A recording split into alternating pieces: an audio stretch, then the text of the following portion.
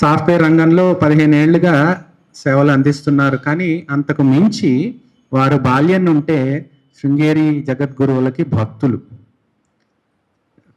శ్రీ శ్రీ శ్రీ భారతీ తీర్థ మహాస్వామి శ్రీచరణుల దివ్యాశీస్సులు పొంది అప్పటి నుంచి వారు జగద్గురువులని సేవించడంతో పాటు ముముక్షత్వంతో కీర్తిశేషులు బ్రహ్మశ్రీ ముదుగొండ శంకర శర్మ గారి వద్ద, అభినవ శుక బ్రహ్మశ్రీ పురాణ మహేశ్వర శర్మ గారి వద్ద భగవద్గీత ఉపనిషత్తులు, భగవత్పాదుల భాష్యాలు అధ్యయనం చేశారు.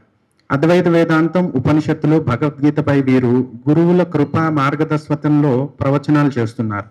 వీరు వేదాంత శాస్త్రంలో కొన్ని అముద్రిత గ్రంథాలను వెలికి తీసి ప్రాచుర్యం కలగజేసే కృషి కూడా చేస్తున్నారు. అట్టి విద్వన్మణి శ్రీరామచంద్రమూర్తి గారిని దక్షిణామూర్తి స్తోత్రంపై తమ ప్రవచనం చేయవలసిందిగా కోరుతున్నాం.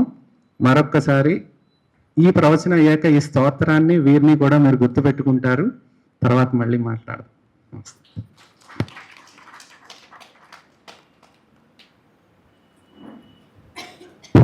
మహాదేవ.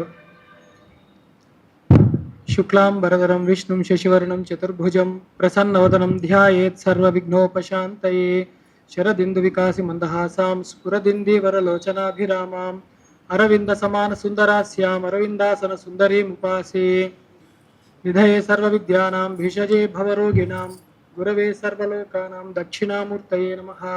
గురుర్బ్రహ్మ గురుర్విష్ణుర్గురుర్దేవో మహేశ్వరః గురుర్ సాక్షాత్ పరబ్రహ్మ తస్మై శ్రీ గురవే నమః. సదాశివసమారంభాం శంకరాచార్య మధ్యమాం అస్మదాచార్య పర్యంతాం వందే గురు పరంపరాం. మాణిక్య వీణాముపలాలయంతిం మదాలసా మంజుల వాగ్విలాసాం మహేంద్ర నీలద్యుతి కోమలాంగిం మాతంగ కన్యాం మనసా స్మరామి. వాదే శక్తి ప్రదాత్రీ ప్రణత జనతతే సంతతం సత్సభాయాం ప్రశ్నానాం దుస్తరాణామపి లఘు సుసమాధానమాశ్వే వక్తుం వాగీషాద్యైః సురాగ్రైః వివిధ ఫలకృతైః సంతతం పూజ్యమానాం వాగ్దేవీ వాంఛితం మే వితరతు తరసా శృంగభుభృన్నివాస. భారతీ కరుణాపాత్రం భారతీ పదభూషణం భారతీ పదమారూఢం భారతీ తీర్థమాశ్రయే విద్యా వినయ సంపన్నం వీతరాగం వేకినం వందే వేదాంత తత్వజ్ఞం విదుషేకర భారతీం. శంకరాయ సునామధారిణే శిష్య చిత్తతమోపహారిణే నిత్య సత్య సుబోధరూపిణే శ్రౌత సన్మత సుహేతవే నమః. శృతిసాగర సారసుదాతారం స్మృతిస్థాపిత తత్వప్రదాతారం దృఢదీక్షితాద్వైత సదాచారం ప్రణతోస్మి మహేశ్వరం మౌళిసుతం. సభాయే నమః. వటవిటపి సమీపే భూమిభాగే నిషण्णं సకలం జనానాం జ్ఞానదాతారమార త్రిభువన గురుమీసం దక్షిణామూర్తిదేవం జనన మరణ దుఃఖచ్ఛేద దక్షం నమామి. హరి ఓం. ఇవాళ శారదా చంద్రమౌళీశ్వరుల అనుగ్రహంతో ఉభయ జగద్గురువుల ఆశీర్వాదంతో మనం ఈ చక్కటి అంశాన్ని ఎంచుకున్నాము. ఈ కార్తీక మాసం పుణ్య దివసంలో కూడా మనము ఈ దక్షిణామూర్తి శ్రీ దక్షిణామూర్తి స్తోత్రం యొక్క పరిచయము ఎంత సాయశక్తిలో మనకి కుదురుతుందో అంత చేసుకునే ప్రయత్నం చేద్దాం. ఎందుకంటే అది చెప్పుకునేది పరమేశ్వరు గురించి, అది ఎవరి వల్ల అయ్యేది కాదు. అంటే తవ తత్వన జనామి కీదృశోసి మహేశ్వర యాదృశోసి మహాదేవ తాదృశాయ నమో నమః అని దండం పెట్టుకుంటాం. నీ తత్వం మాకు తెలియదయ్యా, నీది ఏ తత్వం అయితే దానికి నమస్కారం చేసుకుంటున్నాము అని పరమేశ్వరుని అలా దండం పెట్టుకోవడం అలవాటు మనందరికీ కూడా. ఒక మాటలో ఒక స్తోత్రంలో అవుతుందా అంటే అవ్వదు. అలాని మహావాక్యాలు ఉపదేశాలు ఒక మాటే ఉంటాయి. అది ఎలాగ మనం సాధించగలము, అది శారదా చంద్రమౌళీశ్వరులకి జగద్గురువులకే భారం పెట్టి మనం చక్కటి దక్షిణామూర్తి స్తోత్రంలోకి ప్రవేశిద్దాం. అయితే ఇక్కడ మనము ఇది ఏమిటి దక్షిణామూర్తి స్తోత్రం అంటున్నాం, మనకందరికి అది అలవాటు. అంటే స్తుతించేదా, దక్షిణామూర్తి అని ఒక దేవతా రూపము, వారిని మనము స్తుతిస్తాం రోజు. అదేనా మనం చేయాల్సింది అంటే కాదు. శంకరాచార్యులు వారు మనకి ప్రకరణ గ్రంథాలను ఇచ్చారు. వాటిల్లో కేవలం అద్వైతం సిద్ధాంతం, అంటే కేవలం అద్వైతం అంటే అసలు సిద్ధాంతమే అద్వైతం, ద్వైతం లేదు కాబట్టి ఈ సిద్ధాంతాలన్నీ కూడా వారు చక్కటి ప్రకరణ గ్రంథ రూపంలో ఇచ్చారు, భాష్యాల్లో ఇచ్చారు, అట్లాగే ఇలాంటి స్తోత్రాల్లో ఇచ్చారు. ఇది మనం చెప్పుకునేది ఇది ప్రకరణ గ్రంథానికి సెట్ అయ్యేది అనమాట. అంటే దీన్ని స్తోత్రం అని అనుకోలేము, ఉన్నది పదే. కానీ ఇది ఎంత శక్తివంతమైందో మనకి ముందు ముందు చూస్తాం దాన్ని చూసేటప్పుడు. అయితే ఈశ్వరానుగ్రహాదేవ పుంసాం అద్వైత వాసన అని ఒక మాట. కేవలం ఈశ్వరుడి యొక్క కృపా కటాక్షాలు ఉంటే తప్ప అద్వైతం అన్న మాట కూడా మన చెవున పడదు. అది పడినా కూడా మనం అదేమిటో మనకు సంబంధించిన కాదేమో, వీళ్ళు ఏమిటో అన్నీ ఒకటంటున్నారు, ఎట్లా కనపడుతుంది అని అలా పక్కకు తప్పుకుంటారు. కాబట్టి మన వ్యవహారంలో లేని విషయం ఏదో వీళ్ళు చెప్తున్నారు, అదేంటి తెలుసుకుందామా, అసలు విందామా అన్న యోగ్యత కూడా ఆ పుణ్య విశేషం ఉండి ఈశ్వరుడు అనుగ్రహిస్తే తప్ప అది వచ్చేది కాదనమాట. అసలు ఈ అద్వైతం అంటే ఏంటి మరి అంటే ఇప్పుడే చెప్పుకుందాం. బ్రహ్మ సత్యం జగన్ మిథ్య జీవో బ్రహ్మైవ నాపర, ఇంతే అద్వైతం అంటే. కానీ ఇది మాట మహామంత్రంలాగా మనం అందు అది ప్రవర్తిల్లాలి అంటే అది గురువుల అనుగ్రహంతో దాన్ని అర్థం చేసుకోవాలి. అది ఏమిటి అన్నది మనకి అవగతం అవ్వాలి, అభ్యాసం చేయాలి, అది మనం అయి ఉండాలి. అదే తత్వమసి అన్న మహావాక్యం చెప్తోంది. అనుభవంతో తెలుసుకోవడమే ఈ అద్వైత అనుభూతిని మోక్షం అంటాం. ఇక్కడ నుంచి వేరే లోకాలకు వెళ్తాము, అక్కడేదో సేవ చేస్తాం, ఇది చేస్తాం అన్నదంతా భ్రమ భ్రాంతి. సగుణ బ్రహ్మం దగ్గరికి వెళ్ళడం అన్నది వేరు, ఆ విషయం ఉన్నది. అక్కడికి వెళ్ళినా కూడా క్రమశః ముక్తి, అక్కడ కూడా జ్ఞానం ఇచ్చే మోక్షాన్ని మనకి ఇస్తారు. దాన్నే జ్ఞానాదేవత కైవల్యం అని మనం చెప్పుకుంటూ ఉంటాం. ఎక్కడ పోయినా జ్ఞానం తప్ప వేరేది గట్టెక్కిచ్చేది లేదు. అయితే దుర్లభం త్రైమేవైత దేవానుగ్రహ హేతుకం మనుష్యత్వం ముముక్షత్వం మహాపురుష సంశ్రయ అని చెప్పి మనకి వివేక చూడమనిలో ఒక మంచి మాట ఉంది. దేవుడి యొక్క అనుగ్రహంతో మాత్రమే 3 సంభవిస్తాయి, కష్టతరమైనవి. అది కూడా ఏమిటి అంటే మనుష్యత్వం అంటే ఏమిటి, మనిషికి ఉన్న ప్రత్యేకత ఏమిటి అంటే ఇన్ని జీవరాశుల్లో కేవలం మనిషికే ధర్మం చేయడానికి అధికారం ఉంది. వాడికి పురుషార్థాలు ఉన్నాయి. వాడికి ఏమిటవి, ధర్మార్థ కామ మోక్షములు. ఇది బాగా మనం గుర్తుపెట్టుకోవాలి. ఎందుకు ధర్మం చేయాలి మనము అంటే మోక్షం గురించి. అర్ధకామాలు ఎలా వినియోగించాలి, ధర్మంగా వినియోగించి మళ్ళీ దాన్ని మోక్ష ఆర్జనకి మాత్రమే వినియోగించాలి. అది వాడి యొక్క లక్ష్యం. మనిషి పుట్టామంటేనే మోక్షమే మనకి ప్రధానమైనది కావాల్సి వస్తుంది. రెండవది ముముక్షత్వం. ఈ ఎలాగో మనం అంటే ఈ ప్రతి మనిషికి సుఖాలు కావాలి, దుఃఖం వద్దు అన్న భావంతోనే ఉంటాం. చిన్నప్పటి నుంచి ఆ భావనే ఎవ్వరికైనా అదే ఉంటుంది. అయితే మనకు అలా అవుతుందా మరి, సుఖమే వచ్చి దుఃఖమే పోతుందా, మనకు అంత శక్తి ఉందా అంటే అది ఎప్పుడూ లేదు. సుఖంతో పాటు దుఃఖం వస్తూనే ఉంటుంది. ఇది ఎట్లా అంటే ఒక చాక్లెట్ ఇవ్వాలి అంటే దానికి ఒక కవర్ వేసే ఇస్తాడు. అలాగా ఒక అనుభవం మనకి రావాలి అంటే ఆ దుఃఖ స్వరూపంగానే అవుతుంది మనకి ఎప్పుడూ కూడా. ఆ దుఃఖాన్ని విడనాడాలి. ఎందుకు ఆ దుఃఖం వస్తుంది అంటే కేవలం దేహాత్మ భ్రాంతి వల్ల. నా నిజస్వరూపం తెలుసుకోకుండా నేను ఎవరినో అనుకొని ఆ పరమాత్మ తత్వం నాయందు కూడా అదే విధంగా భాషిస్తోంది అని తెలుసుకోలేకపోవడం వల్లనే అది దుఃఖహేతు అవుతోంది. మూడవది దేవానుగ్రహం లేదా మహాపురుష సంశ్రయ. దేవుడి అనుగ్రహం ఉండాలి. మహాపురుషులు అంటే సద్గురులు, శృంగేరి జద్గురువులు లాంటి వారి అనుగ్రహం మాత్రమే మనకి మోక్ష సాధనకి అవగతం అవుతుంది. అయితే ఇప్పుడు మనం ఎన్ని మెట్లు ఎక్కాము అంటే శంకరులు ఇచ్చిన వాటిలో మనుష్యత్వం, అందరం మనుష్యులమే, అనుమానం ఎవరికీ లేదు. ఇక్కడ ముముక్షత్వం ఉంది కాబట్టే ఇలాంటి శృంగేరి లాంటివి ఆశ్రయించాము. ఇలాంటి చక్కటి ప్రవచనాలు వినడానికి కూడా మనం సంసిద్ధులమై కూర్చున్నాం మనం. అయితే ఈ ముముక్షత్వంలో ఒకటి ఉంది. ఈ ముముక్షత్వం అంటే మోక్షకాంక్ష. ఇది నాకు కావాలి అన్నప్పుడు మరి సాధన ఏమిటి? ఒక చిన్న ఉద్యోగం కావాలంటేనే ఒక 10 చెప్తారు ఇవన్నీ నేర్చుకుని రావాలి అని. ఇప్పుడు స్కూల్లో జాయిన్ చేయించాలి చదువుకోవడానికి, దానికే వీళ్ళు ముందు ఎగ్జామ్ రాయిపిస్తారు. అదేమిటయ్యా నువ్వు ముందు చదువు చెప్తే కదా ఎగ్జామ్ రాస్తా అంటే కాదంటే ఎగ్జామ్ రాసి జాయిన్ అవ్వని అంటున్నారు. అట్లా ఉంది పరిస్థితి. మనం మాట్లాడేది మోక్షం గురించి. దానికి ఏమన్నా ఉన్నాయా అంటే ఉన్నాయి. దాన్నే సాధన చతుష్టయం అంటారు. అవి ఏంటంటే వివేక వైరాగ్యాలు, శమాధి షట్క సంపత్తి, ముముక్షత్వం. దానిలో కూడా వాడికి మోక్ష కాంక్ష అన్నది ఉండాలి. ఇక్కడ మనం చూస్తే ధర్మార్థ కామ మోక్షం అక్కడ ముఖ్య పురుషార్థం అయింది. సాధనల్లో కూడా ఈ వివేక వైరాగ్యాలు, సమాధి షట్క సంపత్తి అవన్నీ కూడా ముముక్షత్వం ఉంటేనే పండుతాయి. ఈ రెండింటిని అనుసంధానం చేయడానికి, తోడ్పడడానికి, అవగతం అవ్వడానికి, జన్మ సార్థకత పొందడానికి మనము సద్గురువుల్ని ఆశ్రయించాలి. అదృష్టం బాగుంటే సద్గురువుల కృప త్వరగానే మనకి లభిస్తుంది. ఆయనే ఎవరు? ఇప్పుడు ఆ సద్గురు ఎవరు అంటే దక్షిణామూర్తి. అదే సబ్జెక్ట్ మనకి ఇప్పుడు. అంటే పరబ్రహ్మము సృష్టి స్థితి లయలు చేసి ఎలా వ్యవహరించాలో నియమాలు అవన్నీ ఇచ్చి వేదంలో, కానీ దానిలో గ్రహించేది వేదాంతాలు వేరున్నాయి. జ్ఞానం అన్నది ఒకటి ఉంది. కర్మల్లో ఆగిపోకండి, భక్తితో మనస్సు చిత్తశుద్ధి పెంచుకుని వాటిలతో అప్పుడు అదొక మంచి ప్రిపరేషన్ గ్రౌండ్లో తయారవుతుంది మనస్సు. ఆ జ్ఞానాన్ని అందుకునే స్థితి లభిస్తుంది మనస్సుకి. అప్పుడు ఆ మనస్సు జ్ఞానవాక్యం కానీ అద్వైతం కానీ వేదాంతం కానీ తీసుకోవడానికి సంసిద్ధమయ్యి అది అవగతం అవుతుంది, కేవలం గురు కృప వల్ల మాత్రమే. అయితే ఇప్పుడు ఏమిటి, దేవుణ్ణి పట్టుకోవాలా గురువుని పట్టుకోవాలా? అది కదా అక్కడ దేవానుగ్రహం వల్లనే ఇవన్నీ సాధ్యం అవుతాయి అన్నాం. మళ్ళీ మహాపురుష సంశ్రయం అన్నాం. ఎప్పుడు కూడా మనకి ఎలా ఉండాలంటే గురువు దైవము ఒకటే. అది మనం రోజు చదువుకునేది గురుర్ బ్రహ్మ గురుర్ విష్ణుర్ గురుర్దేవ మహేశ్వర గురు సాక్షాత్ పరబ్రహ్మ తస్మై శ్రీ గురువే నమః అని చదువుతాం. అట్లానే యస్య దేవే పరాభక్తిర్ యదా దేవే తదా గురౌ తస్యైతే కతిదాహ్యర్థ ప్రకాశయంతి మహాత్మనః అని ఒక గొప్ప మాట.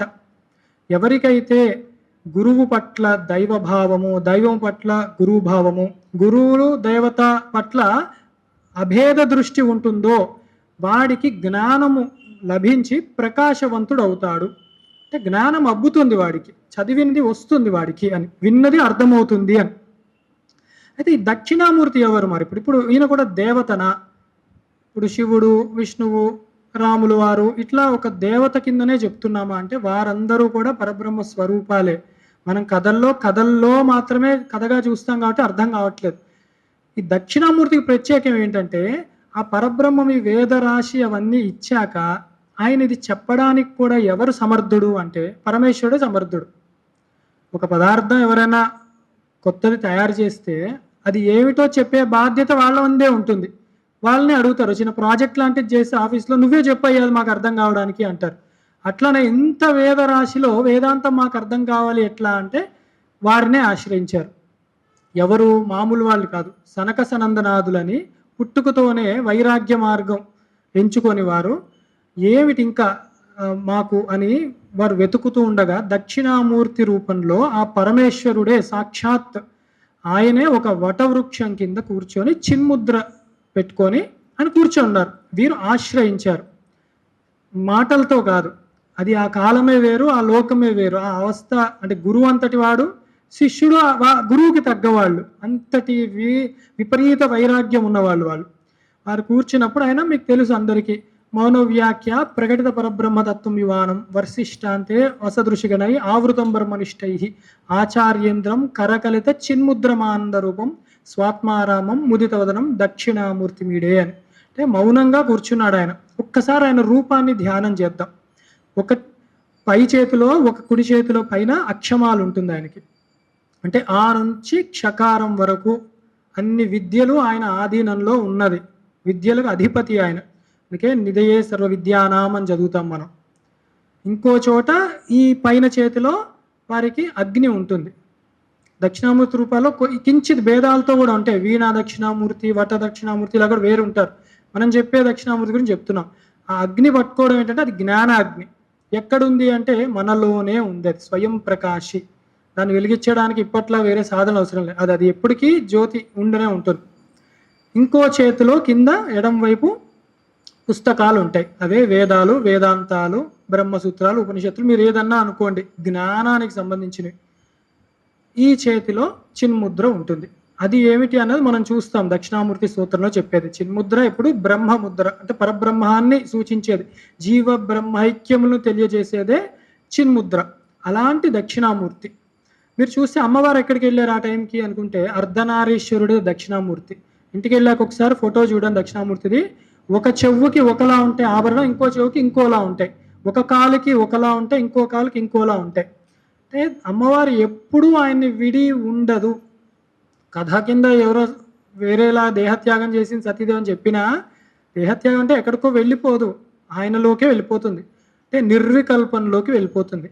వికల్పం నామరూపాలు విడిచిపెట్టేస్తే మిగిలే అస్థిభాతి ప్రియం ఏదైతే ఉన్నదో అక్కడికే వెళ్ళిపోతుంది అన్నమాట. ప్రకృతి ఎప్పుడు పురుషుడి దగ్గరికే వెళ్తుంది. మాయ ఎప్పుడు అధిష్టానాన్ని ఆధారపడే ఉంటుంది. అది దక్షిణామూర్తి స్వరూపం. ఈయన నిర్గుణుడా సగుణుడా? మరి రూపం ఇప్పటి వరకు వర్ణించాము. పరబ్రహ్మం గుణవంతుడు అంటే గుణానికి దోషాలు పట్టుకునే అవకాశాలు ఉన్నాయి. మరి నిర్గుణుడా, మరి రూపం చెప్పాము ఇప్పుడు అంటే, అందుకే దక్షిణామూర్తి. మీ ఇష్టం ఎలా అని అనుకోండి. దక్షిణ మూర్తి అనుకోవచ్చు, దక్షిణ అమూర్తి అని కూడా అనుకోవచ్చు.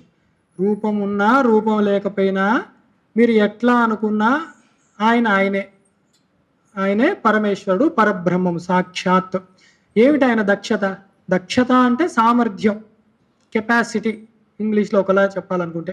ఏమిటి ఆయన సామర్థ్యం అంటే సృష్టి స్థితి లయలు అండి. ఏముంది పరమేశ్వరుడికి అని మాత్రమే అనుకోకూడదు. సగుణంగా చూస్తే సృష్టి స్థితి లయలు. ఆయనకి ఇందాకే మనం చెప్పాం, జనన మరణ దుఃఖఛేదం దక్షం నమామి. అది ఆయన. మనకి ఉన్న జనన మరణ దుఃఖాలు ఏవైతే ఉన్నాయో అవి తీసేసే దక్షత కలిగిన వాడు ఆయన.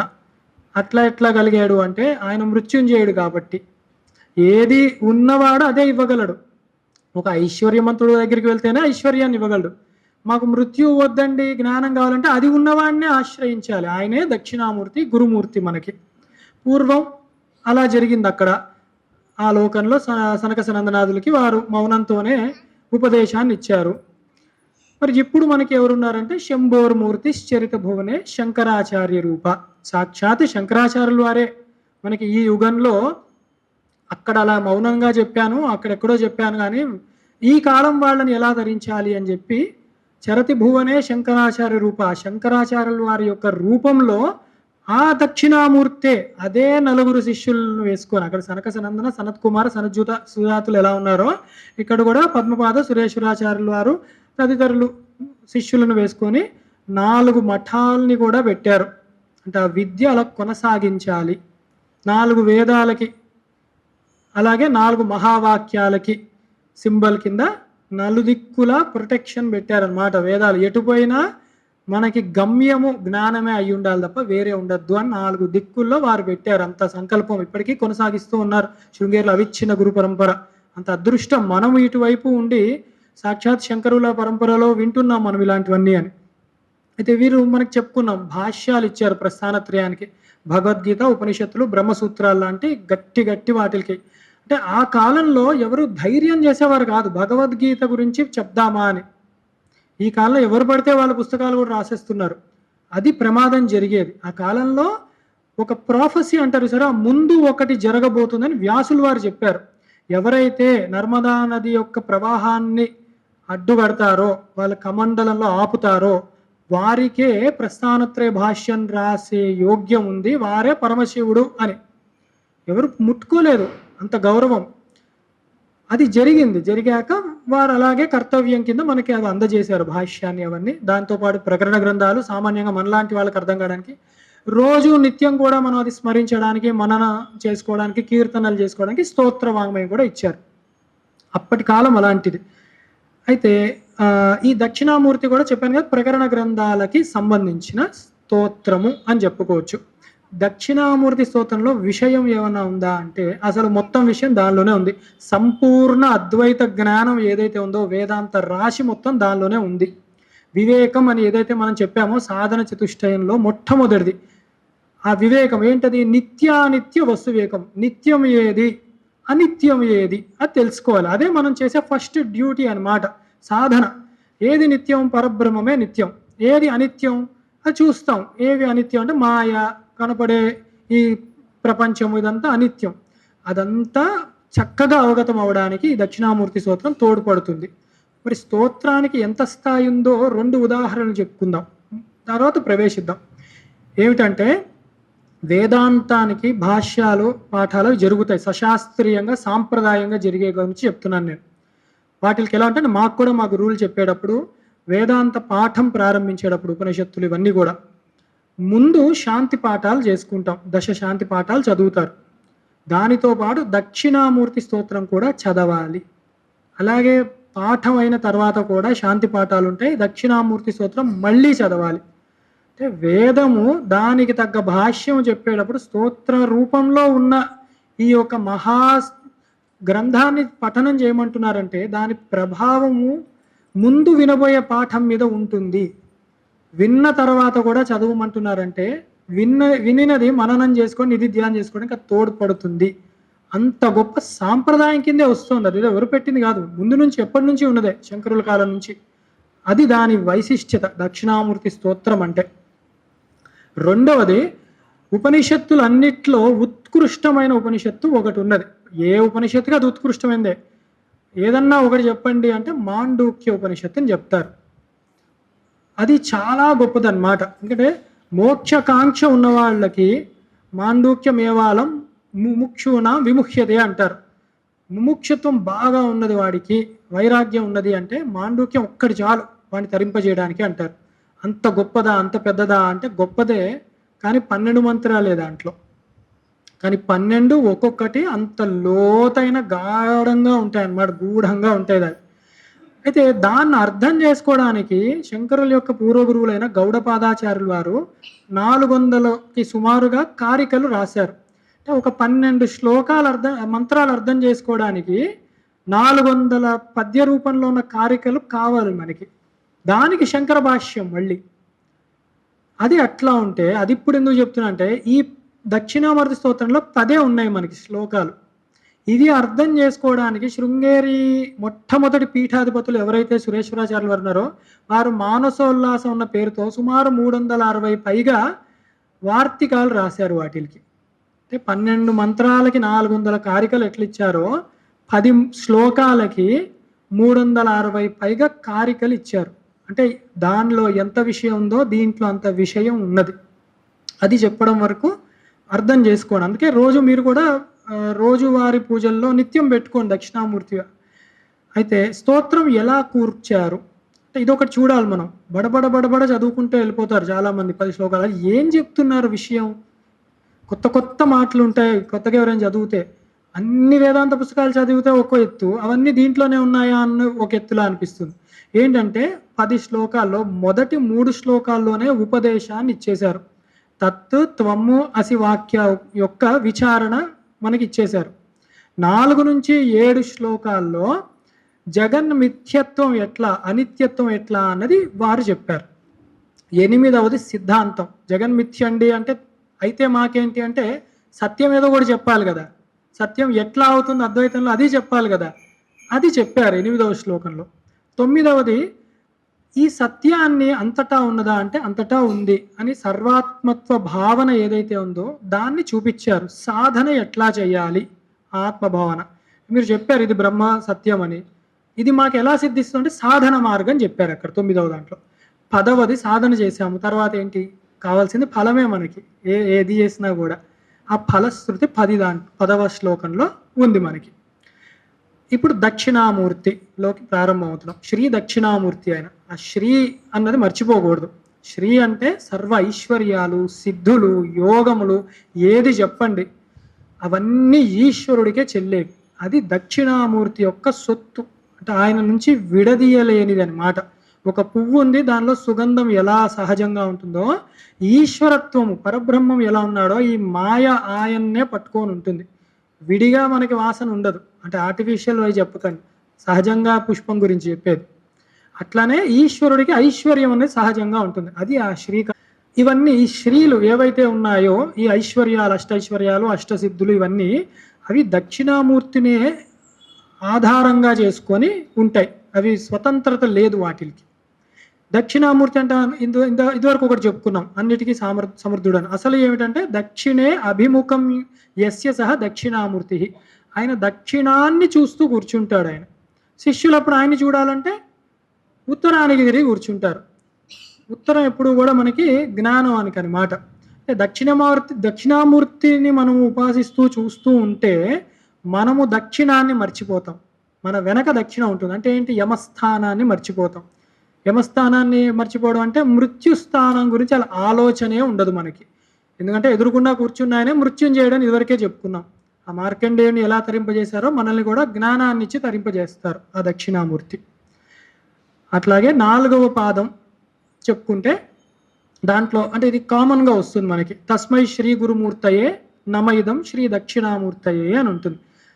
అంటే చూడ్డానికి ఏముంది, ఆ దక్షిణామూర్తికి గురుమూర్తి అయిన ఆ దక్షిణామూర్తికి నమస్కారాలు చేస్తున్నాను, ఇవే నా ప్రణామములు అన్నట్టు ఉంటుంది స్థూలంగా చూస్తే. చాలా గొప్ప మంత్రం అదే, మనకి రోజు అదే మనం 11 సార్లు 108 సార్లు చేసేసుకోవచ్చు, అనుమానమే లేదు. అయితే దీనిలో తత్వరహస్యం ఉందా, అది కదా మనం ఇప్పుడు చూస్తున్నాము, చర్చ చేసుకునేది అందుకని. కాబట్టి తస్మై అన్నది తత్ శబ్దం. తత్ అంటే తత్వమసిలో తత్వాచ్యుడు ఎవరైతే ఉన్నాడో ఆ పరబ్రహ్మము, ఆ తత్వాచ్యం యొక్క చతుర్థి విభక్తి అది. తస్మై అంటే ఆయనకు అని. ఆ తత్ శబ్దవాచ్యుడు ఎవరు అంటే ఈ శ్రీ గురుమూర్తియే. ఎవరో అనుకునేవు, ఈ గురుమూర్తియే. ఆయనకి నమస్కారాలు అని ఒకటి. ఈ తత్శబ్దవాచ్యుడైన ఆ గురుమూర్తియే పరమార్థ. ఈ గురుమూర్తియే తత్శబ్దం కింద ఉపనిషత్తులని చెప్తున్నాయో ఈ గురుమూర్తే. ఆయన ఎక్కడున్నాడు అంటే నమ ఇదం. మరి నువ్వేంటి అంటే నమ ఇదం, నేను ఇది కాదు అని కూడా అర్థం వస్తుంది. ఏమిటి నేను ఇది కాదు అంటే ఇదం ప్రత్యయం ఎప్పుడు మాయ, అది నేను కాదు. అంటే మనం ఎప్పుడు చూసేవాడు చూడబడేది అని ఉంటుంది. నేనున్నాను మామూలుగా చెప్పు అంటే నేను ఇది అంటాను, ఇది మైక్, ఇది పుస్తకం, ఇది బల్ల, ఇది మనిషి, ఇది వేరు చెప్తున్నాను. అంటే నేను ఇది అని వేరుగా చూసేది ఏది నేను అవ్వడానికి అవకాశం లేదు. అందుకే ఇది చాలా సులువుగానే ఉంది. నా శరీరం అని నేను వేరుగా చూస్తున్నాను. అంటే ఇది, దీనికి దోమ కుడుతోంది, దీనికి జ్వరం వచ్చింది, దీనికి దండ వేశారంటే ఇది అంటున్నాను కదా. శరీరం నేను అయ్యే అవకాశం లేదు. నా మనస్సుకి అంటే వేరుగా చెప్తున్నాను, నేను వేరు, నా మనస్సు వేరు, ఇది నేను అయ్యే అవకాశం లేదు.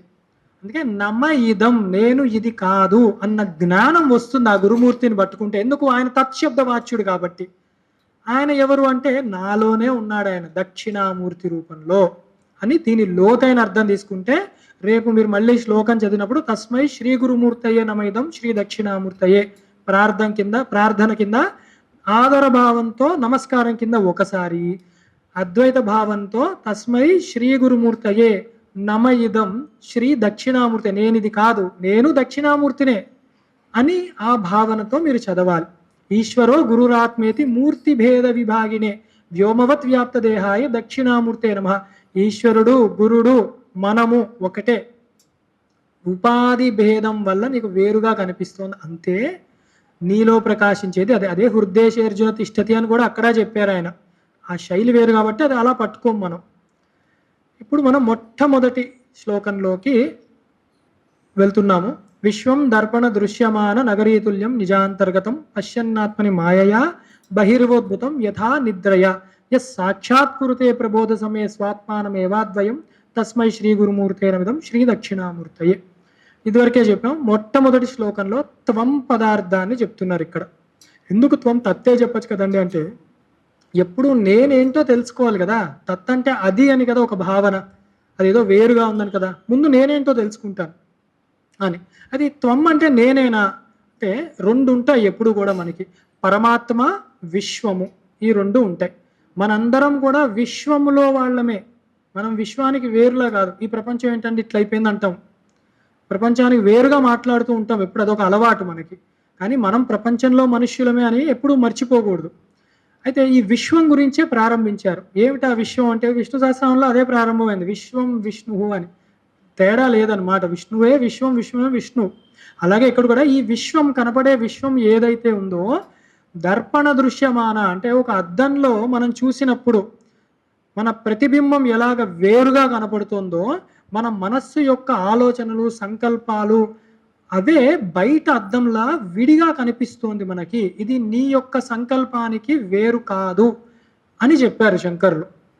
అంటే అద్దంలో మనం చూస్తాం, అచ్చం మనలాగే ఉంది అనుకుంటాం, కానీ అది నిజమా అంటే కుడి చెయ్య ఎడంలాగా, ఎడం కుడిలాగా కనిపిస్తుంది. అందుకే పరమాత్మ మనలో, మనమే పరమాత్మ లోపల ఆనంద స్వరూపుడు ఎవరైతే ఉన్నారో ఆ ఆనంద స్వరూపము బయటకి వ్యక్తమైనప్పుడు అది ఏమవుతోంది? దుఃఖహేతు అవుతుంది. ఎందుకంటే విషయ సంపర్కం వల్ల. విశ్వంలో ఎందుకు తేడా వచ్చిందంటే విషయ సంపర్కం. కుడి ఎడం ఎలా అయింది అంటే ఇక్కడ ఈ సుఖం దుఃఖం అయిపోతుంది అనమాట. అందుకే అన్నిటికీ సుఖాలు అనుకొని మనం పరిగెడతాము, ఆఖరికి అది దుఃఖహేతువే అవుతూ ఉంటుంది.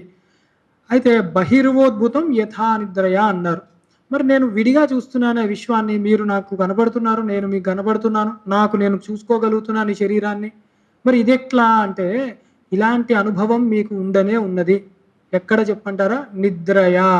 నిద్రలో చక్కగా మన కలలో మనమే చూసుకుంటాం.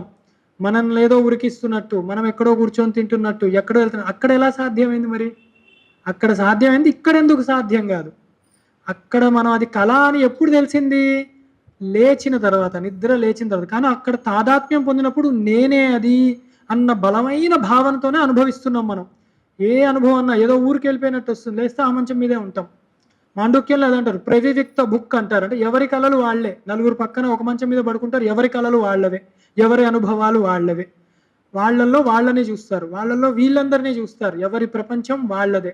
అంత విచిత్రంగా నిద్రలో మనకి రోజు అనుభవమే. మరి ఎందుకు జాగ్రత్తలో అదే విషయం ఉంది అంటే కష్టంగా ఉంది అంటే, లేవలేదు నిద్ర. ఇంకా మనం జాగ్రత్తలో కూడా మేలుకోవాలి. దానికే మనకు సాక్షాత్కురుతే ప్రబోధ సమయే, ఆ బోధ కావాలి మనకి. అప్పుడు స్వాత్మనే అని, నేను స్వాత్మని, నేనే ఆ ఆత్మస్వరూపాన్ని అని, అది నేను వేరుగా లేను, అద్వయుణ్ణి అన్న జ్ఞానం మనకి స్పష్టంగా వస్తుంది. లేచాకే తెలుస్తుంది. నిద్రలో కలగంటున్నప్పుడు కూడా, కలగంటున్నప్పుడు మనకేం తెలియదు. లేచిన తర్వాతే ఎలాగా నేను కలగన్నాను, నా సుఖం కానీ దుఃఖం కానీ కలకి చెందినది అని ఎలా అనుకుంటామో, ఈ జాగ్రత్త అవస్థలో కూడా గురువు యొక్క, దైవం యొక్క జ్ఞానబోధ వల్ల అది మనం సిద్ధింపజేసుకున్నప్పుడు, దీన్ని కూడా కళని ఎలాగా హాస్యంగా చూస్తామో, అయ్యో పులి నన్ను ఉరికించలే, అది కళ కేవలం, ఎంత విచిత్రంగా మనమే నవ్వుకుంటామో, ఇక్కడ జరిగిన సుఖ దుఃఖాలను కూడా అంత విచిత్రంగా ఒక చిరునవ్వుతో చూస్తాం. అప్పుడు మాట్లాడడానికి కూడా ఉండదన్నమాట. ఈ జ్ఞానాన్ని ఇచ్చి ఇలాగ అనుభవం మనలోనే ఉండి చేయించే ఆ గురుమూర్తి దక్షిణామూర్తికి మనం నమస్కారాలు చేసుకుంటున్నాము అని మొదటి శ్లోకం ఇప్పటితో అయ్యింది. అయితే మనం పరిచయం లాగానే పెట్టుకున్నాం. దీని లోతుకి దిగి మానసోల్లాసాన్ని జోడిస్తే అది ఒక 5-6 నెలల సబ్జెక్టే. అది ఉన్నంతలో ఎంత న్యాయం చేసుకుంటున్నాం అన్నదే మనం గ్రహించాలి. అదొక్కటి గుర్తుపెట్టుకోవాలి. నా మనవి కూడా, దానికి ఎవరు చేయలేరు. అట్లా న్యాయం ఎవరైనా ఒక 2 గంటల్లో చేసేసామంటే, దక్షిణామూర్తి మొత్తం చెప్పేసామంటే అదొక భ్రాంతి. మళ్ళీ ఈ శ్లోకం చదువుకోవాలి, విశ్వం దర్పణ దృశ్యమానం అని అలా అనుకోవాలి మనం, అంతే. 2వ శ్లోకంలో తత్పదాన్ని చెప్తున్నారు. ఏంటంటే, బీజస్వాంతరి వాంకురో జగదిదం ప్రాంగ్ నిర్వికల్పం పునః మాయా కల్పిత దేశకాల కలన వైచిత్ర చిత్రీకృతం మాయావీవ విజృంభయత్యపి మహాయోగి వయ స్వేచ్ఛయ తస్మై శ్రీ గురుమూర్తయే నమిదం శ్రీ దక్షిణామూర్తయే. ఇక్కడ తత్, నా గురించి చెప్పారు. ఏమిటి? నా యొక్క సంకల్పాలే బయటికి వస్తున్నాయి, నన్ను నేనే చూసుకున్నాను, ఈ విశ్వమంతా కూడా నేనే, నా యొక్క ప్రొజెక్షన్ అంటాం కదా, నా బింబం, ప్రతిబింబంలా కనపడుతోంది. అది ఎలా అంటే నిద్ర వల్ల ఎలా సాధ్యమో అలాగా అని ముందు చెప్పారు. ఇప్పుడు పరమాత్మ ఎలాంటి వాడు, ఐశ్వర్యవంతుడు ఎలాంటి వాడు అని అన్నది చూస్తున్నాం మనం. తత్ ఏంటంటే, ఒక బీజము అంటే ఒక విత్తనంలో చెట్టు యొక్క పూర్తి ప్రణాళిక ఎలా నిక్షిప్తమైపోయి ఉంటుందో, అంటే ఒక విత్తనం ఉంది, అది ఏ విత్తనమో చూస్తే మనకు తెలియదు.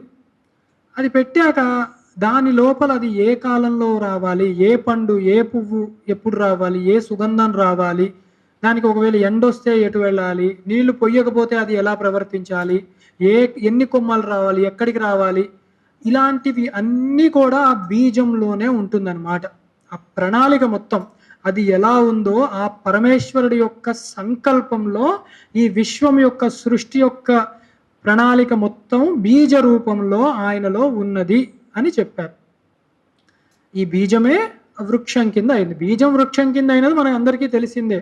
అదే పరిణామవాదం చెప్తున్నారా మరి అద్వైతం పెట్టుకొని మీరు అంటే అది కాదు చెప్పేది. అంటే విత్తనమే చెట్టు అయింది అన్నాం అనుకోండి, పరిణామవాదం అంటారు దాన్ని. పాలు పెరుగైంది అని, అప్పుడు మళ్ళీ వెనక స్థితి రాదు, మళ్ళీ చెట్టులో కొత్త విత్తనాలు వస్తాయి కానీ ఆ విత్తనంలోకి వెళ్ళదు అది. అలాగే పాలు పెరుగైనప్పుడు పెరుగు మళ్ళీ పాలు కావు, అవి పరిణామవాదం కాదు అద్వైతం.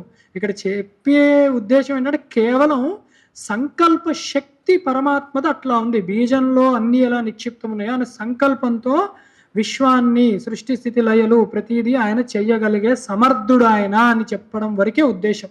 ఇది ఒకటి గుర్తుపెట్టుకోండి. ఎందుకంటే అద్వైతం చెప్తూ పరిణామవాదంలోకి వెళ్తూ ఉంటారు కొందరు. అసలు అది కాదు. అద్వైతంలో చెప్పేది జగన్ మిథ్య అనే చెప్పాలి. బ్రహ్మ ఎప్పుడూ ఉంటుంది, అంటకుండా మాయ ప్రవర్తిస్తూ ఉంటుంది. దానికి ఆవరణ విక్షేపాలు ఎట్లా వస్తే ముందు ముందు చూద్దాం మనం శ్లోకాల్లో. అయితే మరి ఎట్లా, దేన్ని ఆధారంగా చేసుకుని చేయగలుగుతున్నాడు అంటే, ఆయన స్వేచ్ఛయ, ఆయనకి వేరే ఆధారం ఏముంది? ఆయన చేస్తున్నాడు. ఇలా నాకు ప్రత్యక్షంగా చెప్పగలరా, నా అనుభవానికి మ్యాచ్ అయ్యేటట్టు అంటే చెప్పచ్చు. అక్కడే చెప్పారు మాయావీవా అంటే ఇంద్రజాలకుడు ఉంటాడు, మెజిషియన్. వాడికి ఒక స్టేజ్ ఇచ్చి కూర్చోబెట్టినప్పుడు అందరిని ఎంటర్టైన్ చేయడానికి వాడు వస్తాడు. వాడు ఒక టోపీ తీస్తాడు, దానిలోంచి ఒక కుందేలు తీస్తాడు, ఒకసారి ఒక పువ్వు ఏదో అంటాడు, ఇలా ఇలా అంటాడు, అది మంట వస్తుంది, మళ్ళీ ఇట్లా అంటాడు, మళ్ళీ పువ్వు అయిపోతుంది. మనందరం ఆశ్చర్యపోతాం, అరే అంత కుందేలు దీంట్లో ఎట్లా వచ్చింది. ఒకసారి ఇట్లా అంటాడు, పావురం వస్తుంది, అదేంటి అసలు అట్లా ఎట్లా కూర్చుంది పావురం అంతసేపు, అది ఈ మంట ఎట్లా వచ్చింది, పువ్వు ఎట్లా వచ్చింది అని మనం ఆశ్చర్యపోతాం. ఆఖరిని ఏం చేస్తాడు, వాడే వచ్చి అయ్యా డబ్బులు ఇవ్వండి అంటాడు. అదేమిట్రా ఇన్ని తీసావు నువ్వు, అదేదో ఒక 1000 రూపాయలు నువ్వే సృష్టించుకోవచ్చు అంటే అదంటే మిథ్య అండి, అది సరదాకి చేసింది, అది ఇగో ఆ టోపీలోనే ఉంది కుందేలు, దీని కింద ఇది ట్రిక్స్ ఇవన్నీ అంటారు. మరి పరమాత్మ అట్లా చేస్తాడా, సాధనలు కావాలా అంటే అవసరం లేదానికి. అందుకే మహాయోగివా అన్నారు. ప్రత్యక్షానుభవానికి మీకు కావాల్సి ఇంద్రజాలకుడు ఎగ్జాంపుల్ చెప్పాం. అయితే ఈ ఇంద్రజాలుడికి మనము కూర్చునే ముందు తెలుసు అది మాయ, ఒక ట్రిక్ కదని. చేసేటప్పుడు వాడికి తెలుసు, అయిపోయినాక వాడికి తెలుసు అది మిథ్య అని. మనం ఏంటంటే అబ్బా ఏమొస్తుందా ఏమొస్తుందా అని కూర్చుంటాం, అంతా అయిపోయినాక అంతే అయిపోయింది అనుకుంటాం. మనం జీవితం అలాగే గడిచిపోతూ ఉంటుంది. కానీ మహాయోగివ స్వేచ్ఛయ అన్నారు. కానీ పరమాత్మ అలాగనే కాదయ్యా, మహాయోగి ఆయన. ఆయన సంకల్ప మాత్రంతో సృష్టి స్థితి లయలని చేయగలడు. ఆయన అదే సృష్టి చేయగలడు, టాపిక్ సృష్టి కాబట్టి. అది ఎట్లా అంటే విశ్వామిత్రుడే ఉన్నాడు మహాయోగి, ఆయనే విశ్వాన్ని సృష్టించి విశ్వామిత్రుని పేరు తెచ్చుకున్నప్పుడు ఆయన కూడా శక్తినిచ్చి ఆ పరమాత్మకి అసాధ్యమా అది అని మహాయోగివ స్వేచ్ఛయ, ఆయనగా వేరే ఇతర పరికరాలు లేకుండా చెయ్యగలడు. అంతటి మహాత్ముడు ఆయన. అన్ని ఐశ్వర్యాలకి యోగాలకి అధిష్టానమయ్యి ఆధారమయ్యి ఉన్నది ఆ పరమాత్మ, ఆ గురుమూర్తి, ఆయనే తత్శబ్దవాచ్యుడు. ఆయనకి మనందరం నమస్కారం చేసుకుంటున్నాము అని 2వ శ్లోకం మనము చెప్పుకున్నాం. అయితే 3వది యస్యైవ స్ఫుటం సదాత్మక అసత్కల్పార్థకం భాసతే సాక్షాత్ తత్వమసీతి వేదవచసా యో బోధయాత్స్యాశ్రితాన్ యస్ సాక్షాత్కరణాత్ భవేన్న పునరావృత్తిర్భవాంభోనిదౌ తస్మై శ్రీ గురుమూర్తయే నమైదం శ్రీ దక్షిణామూర్తయే. ఇక్కడ ఏం చెప్తున్నారంటే, ఇప్పుడు ముందు త్వంపదం చెప్పారు, అంటే విశ్వం ఏంటి నువ్వేంటి అనుకుని తత్పదం చెప్పారు అదేంటి అని. ఇప్పుడు వచ్చిన అసలు చిక్కు, అందరూ వేరే ద్వైత మార్గంలో అయితే అవి ఉంది ఇవి ఉందంటే వారు చెప్తారు అవునండి విశ్వం ఉంది పరమాత్మ ఉన్నాడు. ఇక్కడ మీరేమంటా అంటే అంతటి విశ్వం ఏదైతే ఉందో ఈ పరమాత్మ ఒకటే అంటున్నారు మీరు, అసి శబ్దాన్ని జోడిస్తున్నారు మీరు. అదే మనం ప్రత్యేకంగా శంకరులు వచ్చి చేసింది కాదు, ఇది ఉపనిషత్తుల్లో ఉంది తత్వమసి అన్న మహావాక్యం. అది సిద్ధించింది అనమాట. అది ఎట్లా సాధన చేయాలి, మనము ఎలా అర్థం చేసుకోవాలి అన్నదానికి ఒక ప్రక్రియ ఉంది తర్కశాస్త్రంలో. తత్తు త్వము అసి, అది అక్కడ తత్వంని ఎలా కలపాలి, ఆ తత్తు ఆ పరమాత్మ, నీవు త్వం పదార్థమైన నీవు, అసి ఏ ఐక్యం ఎలాగ చెయ్యాలి అన్నదే తత్వమసి మహావాక్యం యొక్క గూఢార్థం. అదే ఉపదేశ వాక్యం అంటారు. ఇది గురువు చెప్తాడు శిష్యుడికి, తత్వమసి అన్ని అయిపోయినాక నీవు ఆ పరమాత్మ నీవు ఒకటే అని చెప్తాడు. మామూలుగా సాధారణంగా మంత్రాలు ఎవరైనా శివాయ గురువైన మహా అని ఇచ్చారనుకోండి, మనం ఒక 10 సార్లు 3 సార్లు చెప్తాం మళ్ళీ శివాయ గురువైన మహా అని. తత్వమసి అని గురువు ఇచ్చినప్పుడు మనము 3 సార్లు తత్వమసి అని మళ్ళీ తిరిగి గురువు గారు చెప్పొద్దు. నువ్వు అదే అయ్యును అంటే తిరిగి నువ్వు అదే అయ్యును అని చెప్పరు ఎవరు. అది అనుభవ వాక్యం చెప్పాలి, అహం బ్రహ్మాస్మి అని చెప్పాలి. అని చెప్పాలి అంటే మాటకి చెప్పడం అని కాదు, అనుభవమైన శిష్యుడు ఆ మాట వస్తుంది సహజంగానే. గురువు తత్వమసి అని బోధించాక అవును గురువు గారు నేనే ఆ బ్రహ్మాన్ని అని అది అనుభవంతో చెప్తాడనమాట. అదే ఇక్కడ చెప్తున్నారు. ఇది ఏంటంటే ఈ స్ఫురత్, ఈ విశ్వానికి అది ఆధారం. అంటే ఈ విశ్వంలో కూడా మనకి చాలా ఆకర్షణీయంగా అనిపిస్తుంది విశ్వం. కోరికలు మనకు పుడతాయి, అందుకే ఇది కావాలి అది కావాలి అని తెచ్చుకుంటాం. ఎందుకు అలా అనిపిస్తోంది మనకి అసలు విశ్వాన్ని చూస్తే? ఇది మిథ్యా అంటున్నారు కానీ కావాలనిపిస్తోంది, ఉండాలనిపిస్తోంది. బంధాలు, బంధుత్వాలు, అహంకారాలు, మమకారాలు ఎంతో సహజంగానే వస్తాయి. చిన్నపిల్లలతో సహా ఒక చాక్లెట్ ఇస్తేనే ఇది నాది అని లాక్కుంటారు. అక్కడే మొదలవుతుంది మనకి అహంకారాలు, మమకారాలు అవన్నీ. ఎట్లా ఇవన్నీ అంటే ఈ సత్తా ఏదైతే ఉందో, ఇలా అనుకోవడానికి సత్తా, ఆధారము, శక్తి అంతా కూడా విశ్వాంది కాదు పరమాత్మది అని చెప్తున్నాడు. ఇదంతా అసత్. ఇది కానీ ఈ అసత్ ఏది సత్యం కాదు, కానీ దీనికి ఆధారమై ఉన్నది మటుకు పరమాత్మయే. అందుకే ఒకటి ఉంటుంది, అస్థి భాతి ప్రియం నామరూపం ఇత్యంశ పంచకం. ప్రపంచం అంటే ఏంటి అంటే పంచభూతాలు చెప్పడం పద్ధతి ఒకటి ఉంది, వేదాంతంలో చెప్పేది ఇదే అనమాట. అస్థి భాతి ప్రియం నామరూపం ఇత్యంశ పంచకం, ఆద్యత్రయం బ్రహ్మరూపం జగద్రూపం తదోద్వయం అని చెప్తారు. అంటే అస్థి భాతి ప్రియం అని మూడు ఉంటాయి ఎప్పుడు, అవే అస్థి భాతి ప్రియం. పరమాత్మ కూడా మూడు చిన్ముద్రల్లో ఈ మూడు పైన ఉండే అవకాశం కూడా ఇదే. అంటే ఒకానొక అర్థం చెప్పుకోవడానికి అస్థి భాతి ప్రియం ఆయన లక్షణం సహజంగా ఉండేది. ఎక్కడా వినలేదండి అంటే సచ్చిదానంద అనేది అదే. సత్తు చిత్తు ఆనందము అస్థి భాతి ప్రియం ఒకటే, అవే మాట మార్పుల్లో ఇటు అటు వాడుతున్నాం మనం. అస్థి అంటే అది ఉన్నది అని. ఏమి ఉంది? ఎప్పుడు ఎల్లవేళలా దేశకాల వస్తుతః చూసుకుంటే ఎప్పుడు ఉండేది అస్థి. అది దేనికి అంటే కేవలం పరమాత్మ మాత్రమే, వేరేది లేదు. భాతి అంటే ప్రకాశవంతమైనది. అంటే ఏది ప్రకాశవంతం? ఏ ప్రకాశం వల్ల ఇతరాలన్నీ కూడా ప్రకాశవంతం అవుతున్నాయో అది భాతి. ప్రియం, ఈ ఇందాక అక్కడే మనం ప్రారంభించాం, ఈ విశ్వం మనకి ప్రియంగా కనిపిస్తుంటే అది దీని ప్రియం కాదు, అది ఆ పరమాత్మ అధిష్టానం కింద ఉండడం వల్ల పరమాత్మకి సహజంగా ఉండే ఆనందము ప్రియము ఏదైతే ఉందో అది ఈ వస్తువు మీద ఆపాదించి వస్తువుదేమో అనుకుంటున్నాం మనం. వస్తువు ఉన్నప్పుడు ఆనందిస్తున్నాం, వస్తువు పోయినప్పుడు దుఃఖపడుతున్నాం. అది అయింది. అయితే ప్రపంచానికి ఇంకో రెండు జోడించాయి, నామము రూపము. నామం లేకుండా రూపం ఉండదు, రూపము లేకుండా నామము ఉండదు. కుండ అన్నానంటే వెంటనే మనకి బుద్ధిలో ఒక పిక్చర్ వస్తుంది, ఒక కుండ ఇలా ఉంది. కారు అన్నాను, ఒక వాహనం గుర్తు వస్తుంది మనకి. లేదా కుండను చూపెట్టాం, వెంటనే అది కుండ అన్న స్మరణ వస్తుంది లోపల. నామరూపాలు కలిసే ఉంటాయి, అవి పరమాత్మవి కాదు. ఆయన నిర్గుణుడు, నిరాకారుడు, నిరామయుడు, నిరంజనుడు, ఇంకా ఏవి పెట్టుకున్నా అది ఆయనే. అయితే ఇదంతా ఎందుకు చెప్పొచ్చాము అంటే ఈ అస్థిభాతి ప్రియం అన్నది ఆధారంగా ఒక చిత్రం, చలనచిత్రం చూసాడు, సినిమా చూసినప్పుడు ఒక తెర ఉంటుంది, అట్లా అధిష్టానమై ఆధారమై ఉంటాడు. ఈ నామరూపాలు ఏవైతే ఉందో ఈ జగత్తు దాని మీద పడి దాని ఆధారంగా అధిష్టానం కింద చూసుకొని మాత్రమే ప్రవర్తిల్లుతూ ఉంటాయి. ఈ సినిమా పడకనప్పుడు కూడా ఆ తెర ఉంది, సినిమా పడేటప్పుడు కూడా తెర ఉంది, సినిమా అయిపోయేప్పుడు కూడా ఉన్నది కేవలం తెర మాత్రమే. ఒకడెవడో భయంకరమైన సినిమా చేశాడు, దెయ్యాలు ఇవన్నీ, తెరకి ఏమి అంటారు. ఇంకోటి ఏదో ఫ్యామిలీ వెళ్ళే సినిమా వేశాడు, తెరకి ఏది అంటారు. భక్తిపూర్వకమైన సినిమా వేశాడు, తెర ఏమి భక్తిభావంతో ఉండదు. వీటికి అంటకుండా తెర మన ప్రత్యక్షంగా మనం చూసే అనుభవంలోనే ఉన్నట్టు ఈ ప్రపంచానికి కూడా అస్థిభాతి ప్రియం అన్న ఉనికి ఇస్తూ నామరూపాలని జోడించుకొని ఈ ప్రపంచం ఉంటుంది. దాని అసత్కల్పార్థకం భాసతే అన్నమాట. అసత్తు కూడా భాషిస్తోంది అంటే కేవలం ఈ పరమాత్మ యొక్క భాషన వల్ల మాత్రమే అని మర్చిపోకూడదు ఎప్పుడు కూడా. ఒక విషయం మనకు అందుకే నచ్చుతోంది అంటే ఏమి నచ్చుతోంది? ఒక పదార్థం, ఏదో స్వీట్ ఉంది మనకి, రసగుల్లానో ఏదో నాకు నచ్చిందండి. ఆ నచ్చడం అన్నది పదార్థంలో ఉందా? ఇప్పుడు నేను అన్నాను నాకు రసగుల్లా ఇష్టం, ఇప్పుడు నేను తెచ్చి అందరికీ తలో 2 ఇస్తాను అన్న అనుకోండి, మధ్యలో కనీసం 10 మంది నాకు నచ్చదండి, తీయగా ఉంటుంది అంటారు. అదేమిటండి నాకు నచ్చింది అది అంటే ఆనందము దానిలో లేదు, అక్కడ ఆనందం దానిలో ఉన్నదనుకున్నది నేను, నాలోనే ఆనందం ఉంది. ఆత్మనస్తు కామాయ సర్వం ప్రియం భవతి అని ఉపనిషత్తు చెప్పింది. నాకు ఎందుకు పదార్థం మీద మక్కువ అంటే నా పూర్వజన్మల వాసనలు జోడించుకొని మనస్సు అసలు ఆనంద స్వరూపమైన నేను వస్తువు మీద పడుతున్నాను, నేను సంకల్ప వికల్పాలతో. అందుకే ఒక వస్తువే అందరికీ నచ్చట్లేదు.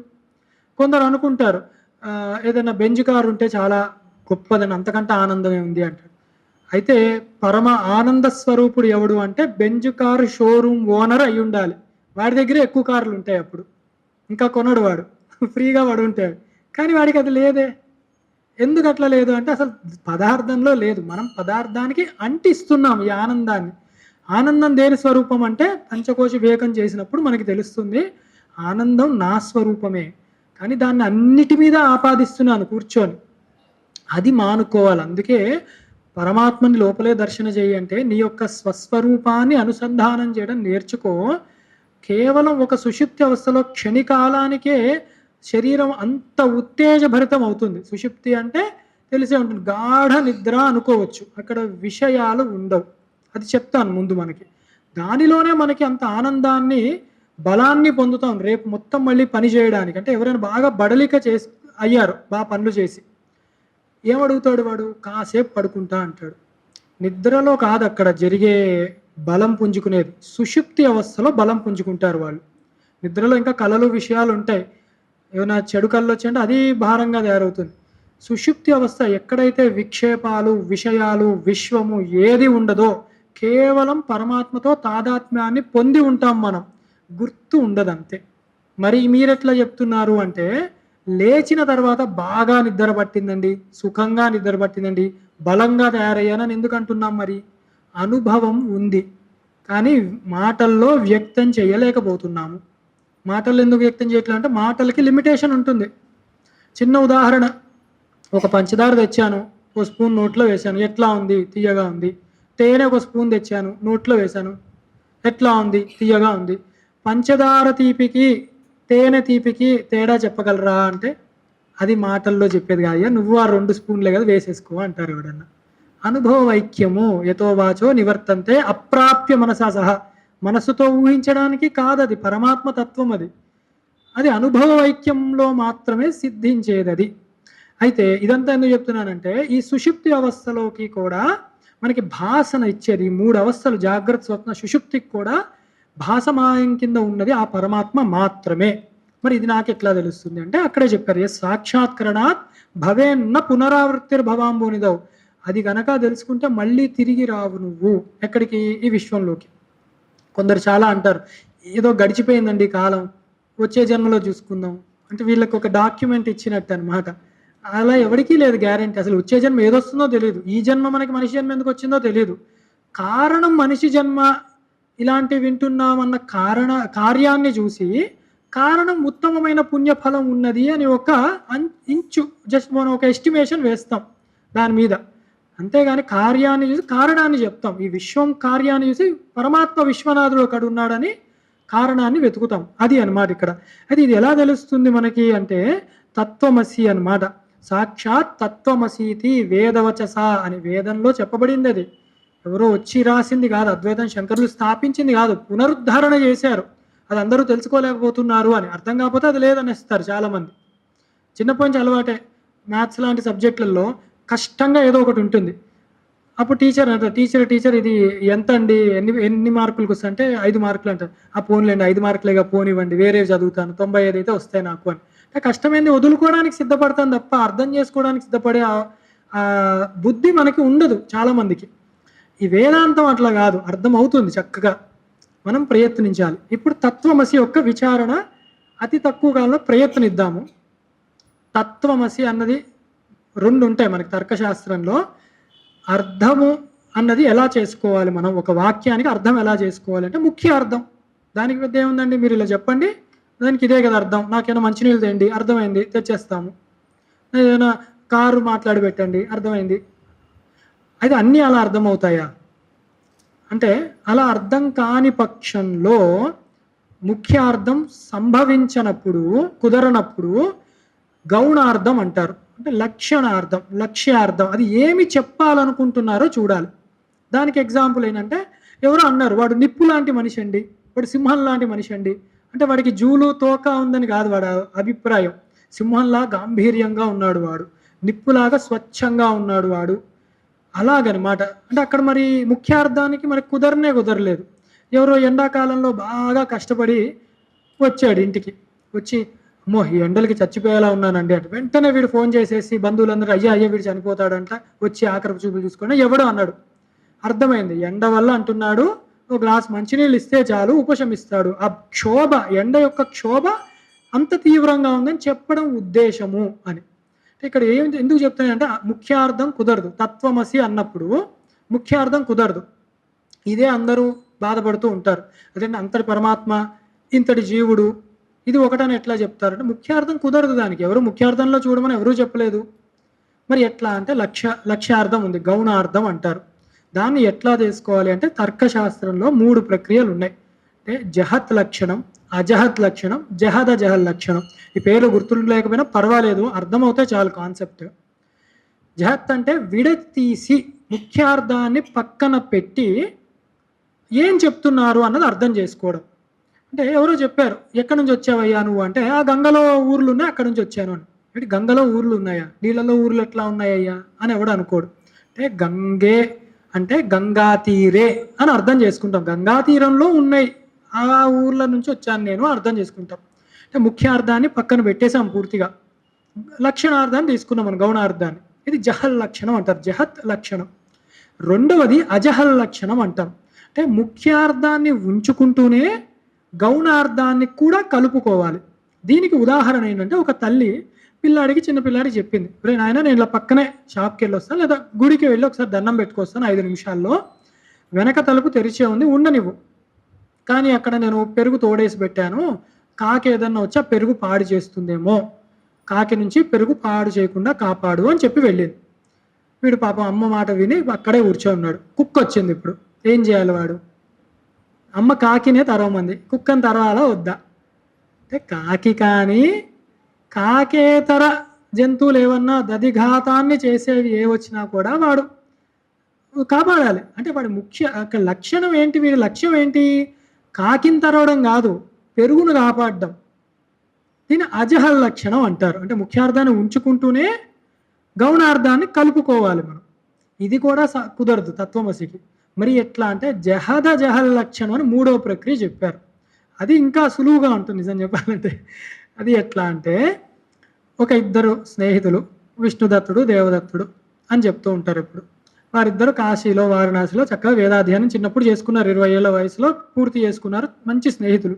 తర్వాత ఎవరు వాళ్ళకి వాళ్ళు వేరే ఊర్లోకి వెళ్ళిపోయారు, వాళ్ళ సంసారాలు ఇవన్నీ పడ్డాయి. అలా ఒక 50 ఏళ్ళు గడిచిపోయింది. ఒక 70 ఏళ్ళ వయస్కులు అయ్యారు వాళ్ళు. అనుకోకుండా విష్ణుదత్తుడు ఒక ఊరిలో ఉన్నాడు, అదే ఊరికి దేవదత్తుడు కూడా వచ్చాడు, కర్ర పట్టుకుని ముస్సాలివాడైపోయి వచ్చాడు. ఏదో మాటల్లో పడ్డారు, అయ్యా ఈ గుడి ఎక్కడుంది, ఆ గుడి ఎక్కడుంది, పలానా వారు ఎక్కడున్నారు, ఇదేదో మాటల్లో తెలిసింది. ఓ మీరు వారణాసిలో చదువుకున్నారంటే, అవునండి నేను అక్కడ చదువుకున్నాను. ఎప్పుడు ఏ బ్యాచ్ అన్నాడు. పలానా గురువుగారి దగ్గర నేర్చుకున్నామండి, పలానా తీరంలో నేర్పాను. అవునా, కొంపతీసి నువ్వు అంటే, నేనే దేవదత్తుని. ఓ స్వయం దేవదత్త అంటాడు ఆయన. అంటే నువ్వే ఆ దేవదత్తుడువా అన్నాడు. అంటే ఇక్కడ ఏమిటి జహత్ అంటే, ఏది వదిలివేశారు అంటే, 50 ఏళ్ల క్రితం ఉన్న దేశ కాలాలని విడిచిపెట్టారు వీళ్ళు. ఇది వారణాసి కాదు వాళ్ళు కలుసుకున్న స్థలం, 20 ఏళ్ల కాలం వాళ్ళు కాదు.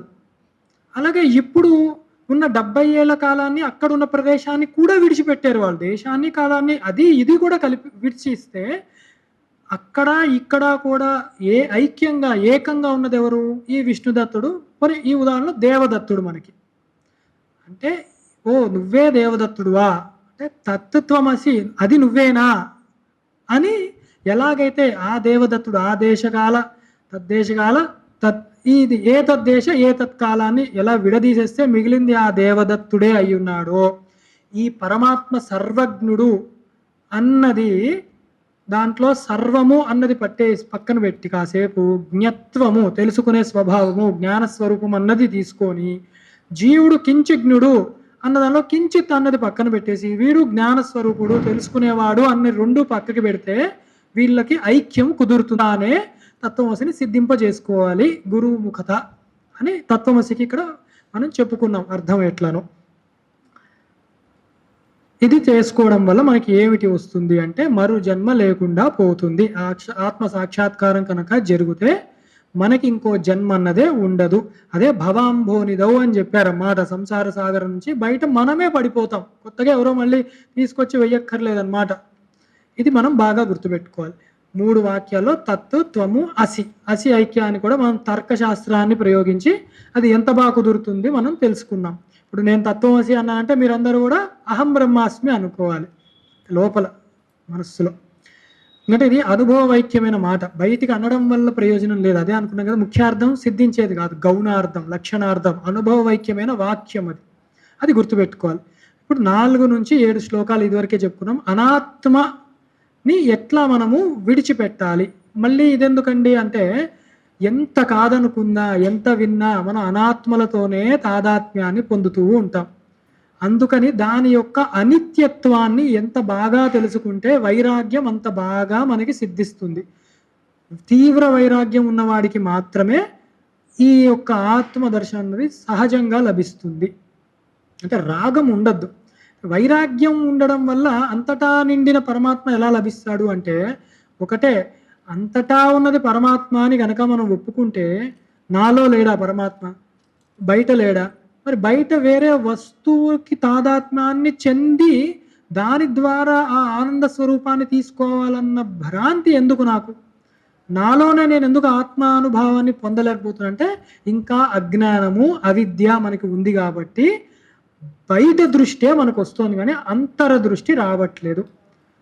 అందుకే శ్లోకాల్లో కూడా చెప్తారు కదా, స్తోత్రాలు కూడా, మనకి బయట లభించదు అమ్మవారు, లోపల మాత్రమే లభిస్తుంది అమ్మవారు మనకి అని లలితా సహస్రనామంలో చెప్తున్నాను నేను. 4వ శ్లోకం. నానా చిత్ర గడోదరస్స మహాదీప ప్రభాభాస్వరం జ్ఞానం యస్యతు చక్షురాధికరణ ద్వారా బహిస్పందతే జానామీతి తమేవ భాంతమనుభాత్యే తత్ సమస్తం జగత్ తస్మై శ్రీ గురుమూర్తయే నమిదం శ్రీ దక్షిణామూర్తయే. ఇక్కడ లోపల ఆత్మ ఉన్నదా అంటే, మనందరం ఏదో చెప్పాం కదా అని నమ్ముతున్నాం. అవునండి జీవాత్మ ఉంది అంటున్నారు కదా అంటే అయిపోతుంది, ఆయన వెళ్ళిపోతాడు, త్వరగా ఇంటికి వెళ్ళిపోవచ్చు అనుకుంటారు చాలామంది. కానీ అలా కాదు, సిద్ధింపజేసుకోవాలి మనం. ఎట్లా సిద్ధిస్తుంది, అలా ఉందా అంటే దీనికి పంచకోశ విచారణ మనం ఎప్పుడు చేసుకోవాలి. అనేక విధాలు ఉన్నాయి. పంచకోశ విచారణ ఒక పద్ధతి. 3 అవస్థలు ఏవైతే ఉన్నాయో, జాగ్రత్త స్వప్న సుషుప్తి అవస్థ, దాని ద్వారా తెలుసుకునేది ఒకటి. 3 శరీరాలు ఉన్నాయి మనకి. ఎప్పుడు కూడా మనం ఈ స్థూలంగా కనపడేదే శరీరం అంటాం. స్థూల సూక్ష్మ కారణ శరీరం కూడా ఉంది మనకి. ఇవన్నీ కూడా వివేకంతో మనం తెలుసుకుంటూ ఉండగా, ఇది ఏది నేను కాదు, కానీ వీటిలన్నిటికీ ఆధారంగా ఉన్నది ఒకటే అని తెలుస్తుంది. ఇది చాలా సులువుగా చెప్పేదంటే, సూత్రే మణిగణార్ నివా అని చెప్పి గీతలో కూడా చెప్తారు. అంటే ఈ పువ్వులన్నీ దేన్ని ఆధారం చేసుకుని ఉంది? లోపల కనపడకుండా ఉన్న దారాన్ని ఆధారం చేసుకుని ఉంది. అట్లానే పరమాత్మ కూడా ఈ అన్ని అవస్థల్లో, అన్ని కోశాల్లో, అన్ని శరీరాల్లో కూడా కనపడకుండా ఆ శక్తి వల్లనే ఇవన్నీ పనిచేసేలాగా చేస్తున్నాడన్న జ్ఞానం వస్తే చాలు మనకి. ఇది ఎట్లా అంటే, నానా ఛిద్ర గడోదర్శ మహాదీప ప్రభాభాస్వరం అన్నారు. అంటే ఒక కుండ ఉంది. చూడండి, విజువలైజేషన్ టెక్నిక్స్ ఈ మధ్యతో చెప్తూ ఉంటారు అందరూ. మాటల్లో కష్టమండి, పుస్తకాల్లో కష్టమండి, ఏదైనా బొమ్మ వేసి ఎక్స్ప్లెయిన్ చేయండి. శంకరాచార్యుల వారు అప్పట్లో చెప్పారు. ఒక కుండని చెప్తున్నారు, కన్నాలు ఉన్న ఒక కుండని గుర్తు తెచ్చుకోండి, దానిలో ఒక దీపం ఉంది. అంటే ఒక దీపం ఉంది, కన్నాలు ఉన్న కుండని దాని మీద బోర్లించాం. ఆ పిక్చర్ని చెప్తున్నారు వారు. ఇప్పుడు ఆ దీపపు యొక్క కాంతి కొత్తగా వచ్చినవని, అంటే మనమే బోర్లించాం, మనకు తెలుసు లోపల దీపం ఉంది అని చెప్పేస్తాం. మనంగా ఎవరినన్నా కొత్త వాడిని తీసుకొచ్చి మామూలుగా చూపిస్తే వాడేమంటాడు, తెలియని వాడైతే, అరే ఆ కుండలోంచి వెలుతురు భలే వస్తుంది, కుండకి ప్రకాశవంతమైన శక్తి ఉన్నదా అనుకుంటాడు. ఇదే దేహాత్మ భ్రాంతి ఉన్నవాళ్ళు, నాస్తికులు, చారువాకులు.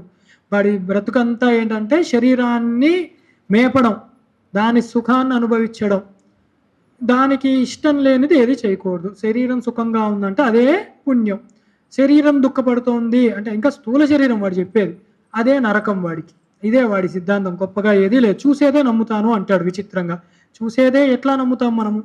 చూసిందల్లా అలా ఉంటుందా అంటే, ముందు శ్లోకంలో చెప్పారు కదా, అద్దంలో మనకి చూసే అనుభవం ఒకటి ఉంది, కుడి ఎడంలా కనపడుతూ ఉంటుంది. అలాగే ఇంకోటి కూడా మనకి విచారణ చేసినప్పుడు పెద్దలు చెప్తారు, ఈ భూమి చూడండి తిరుగుతుంది, భూమి అది అనుభవంలోకి రాదు మనకి. సూర్యచంద్రులు తిరగరు కదా, అంటే కనీసం సూర్యుడు ఉదయాస్తమాలు సూర్యుడికి అయితే లేవు. కానీ మనం ఏమంటాము, సూర్యుడు ఉదయిస్తున్నాడు, సూర్యుడు అస్తమిస్తున్నాడు అంటాం. అసలు తిరిగేది భూమి, మనమేమో సూర్యుడు తిరుగుతున్నాడు అని చెప్తున్నాం. అంటే ఎందుకు అంటే, మన అనుభవంలో అట్లా లేదు. ఇక్కడే ప్రత్యక్షంగానే తిరిగేది తిరగనట్టు, తిరగనది తిరిగినట్టు అనిపిస్తోంది. ఇంకా నువ్వు చూసేది ఎట్లా నమ్ముతావు అది నిజమని? అదే జగన్మిథ్య అంటే. అది బాగా అర్థం చేసుకోవాలి. అయితే ఈ కుండ అలాగే వాడు కూడా ఒకడు వచ్చి చెప్పాడనమాట, ఈ కుండకి ప్రకాశం ఉంది అని. రెండో వాడు కొంచెం తెలివైనవాడు, వాడు వచ్చి కుండకి ప్రకాశం ఎక్కడి నుంచి వస్తుంది, అది మట్టితో చేసింది. ఆ రంధ్రాలు పెట్టారు చూసారా, దాంట్లోనే ఏదో చేశారు వీళ్ళు. అంటే రంధ్రాలు అంటే మన శరీరంలో ఇంద్రియ గోళాలు అనమాట. అన్ని ఈ కళ్ళు, ముక్కు, చెవులు, కర్మేంద్రియాలు, జ్ఞానేంద్రియాలు ఏదన్నా పెట్టుకోండి, వాటిల్లో శక్తి ఉంది అంటాడు. ఇంద్రియాలు శక్తి ఉందంటే అవును అవేగా పనిచేసేది అని వాడు ఒకడు అన్నాడు. మూడోవాడు వచ్చి, ఒరే నాయనా, ఆ కన్నాలు దేనికి సంబంధించినవి? కుండకి. కుండకి సాధ్యం కాంది కన్నాలకు కూడా ఎట్లా సాధ్యం అవుతుందిరా? అంటే శరీరానికే కుదరాలంటే శరీరంలో భాగాలే కదా ఇంద్రియాలు, రెండూ కుదరదే అన్నాడు. అప్పుడు సరిగ్గా చదువుకున్నవాడు, అసలు అది పెట్టినవాడు వచ్చి ఆ కుండ తీసి చూడొచ్చు కదా అన్నాడు. చూస్తే దీపం ఉంది. అరే అనుకోలేదే మేము అంట. అంటే స్వయం జ్యోతి, అది అసలు ప్రకాశము ఆ దీపానిది. ఇదేమిటి అంటే తస్య భాష సర్వమిదం విభాతి, దేని భాష, దేని ప్రకాశం వల్ల సర్వము భాషిస్తున్నాయో అది పరబ్రహ్మము. ఈ చిన్న దీపం వెళ్తురే కుండకి బయటికి, ఆ బయట నుంచి ఆ కన్నాల్లోంచి వచ్చిన వెళ్తురు గోడ మీద పడతాయి. ఇంకా అమాయకుడు ఎవడైనా ఉంటే గోడ మీద భలే ఉన్నదే వెళ్తురు అనుకుంటాడు. అట్లా మనం బయటికే బాహ్య దృష్టి అలవాటైపోతుంది, కానీ లోపల అసలు ప్రకాశవంతమైనది వేరుంది. దాన్ని మరి ఎవరన్నా భాషించారా అంటే అవసరం లేదు. నతత్ర సూర్యో భాతి అని ఉపనిషత్తే చెప్పింది. అసలు సూర్యచంద్రులే దాన్ని చేయలేరు. వాటికి కూడా ఆధారంగా ఉన్నది ఆ పరమాత్మయే నాయన. అది అసలు పరమాత్మ అంటే స్వయం జ్యోతి. దీన్నే ఏకశ్లోకి మీరు చూడండి, ఇదే విషయం చెప్తారన్నమాట. చూడడానికి ఏమిటి ఆధారం? సూర్యచంద్రులు, వాళ్ళ వల్లే చూస్తాం. మరి సూర్యచంద్రులు ఉన్నాయని నువ్వెలా చెప్తావు అన్నాడు. అంటే నా కళ్ళు చెప్తున్నాయి, కళ్ళతో చూసి చెప్తున్నాను నేను. కళ్ళు మూసుకున్నప్పుడు కొన్ని విషయాలు తెలుస్తాయి. ఇలా కళ్ళు మూసుకులా అన్నా నాకు మైకం తెలుస్తుంది, పుస్తకం తెలుస్తుంది అంటే అనుభవం. సరే, అనుభవాన్ని చూసేది ఏముంది అంటే మనస్సు, దాంతో చూస్తున్నాను నేను. మన బుద్ధి అదేనా అంటే బుద్ధి కూడా ఇలా పనిచేస్తోంది నాది అనుకుంటాం కదా. నేను సరిగ్గా ఆలోచించలేదయ్యా, పొరపాటు జరిగింది, ఆ సమయంలో నా బుద్ధి మీద పరమాత్మ కరుణ చూపెట్టాడు, అందుకే ఆ తప్పు జరగలేదు, ఇప్పుడు నేను చక్కగా ఉన్నాను అని మన అనుభవంలో అంటూనే ఉంటాం. లేకపోతే తప్పు డెసిషన్ తీసేసుకొని ఎంతో ప్రమాదంలోకి లోనయ్యేవాడిని అనుకునేవాళ్ళు మనం. మరి ఆ బుద్ధికి సాక్ష్యం ఎవరున్నారు అలా చూసేవాళ్ళు అంటే అది పరమాత్మ. మరి ఇప్పుడు చెప్పండి, ఆ పరమాత్మను ఎవరు చూస్తున్నారు అంటే పరమాత్మ స్వయం జ్యోతి. అది ప్రకాశిస్తూ ఇతరులనన్నిటినీ ప్రకాశింపజేసేది అని.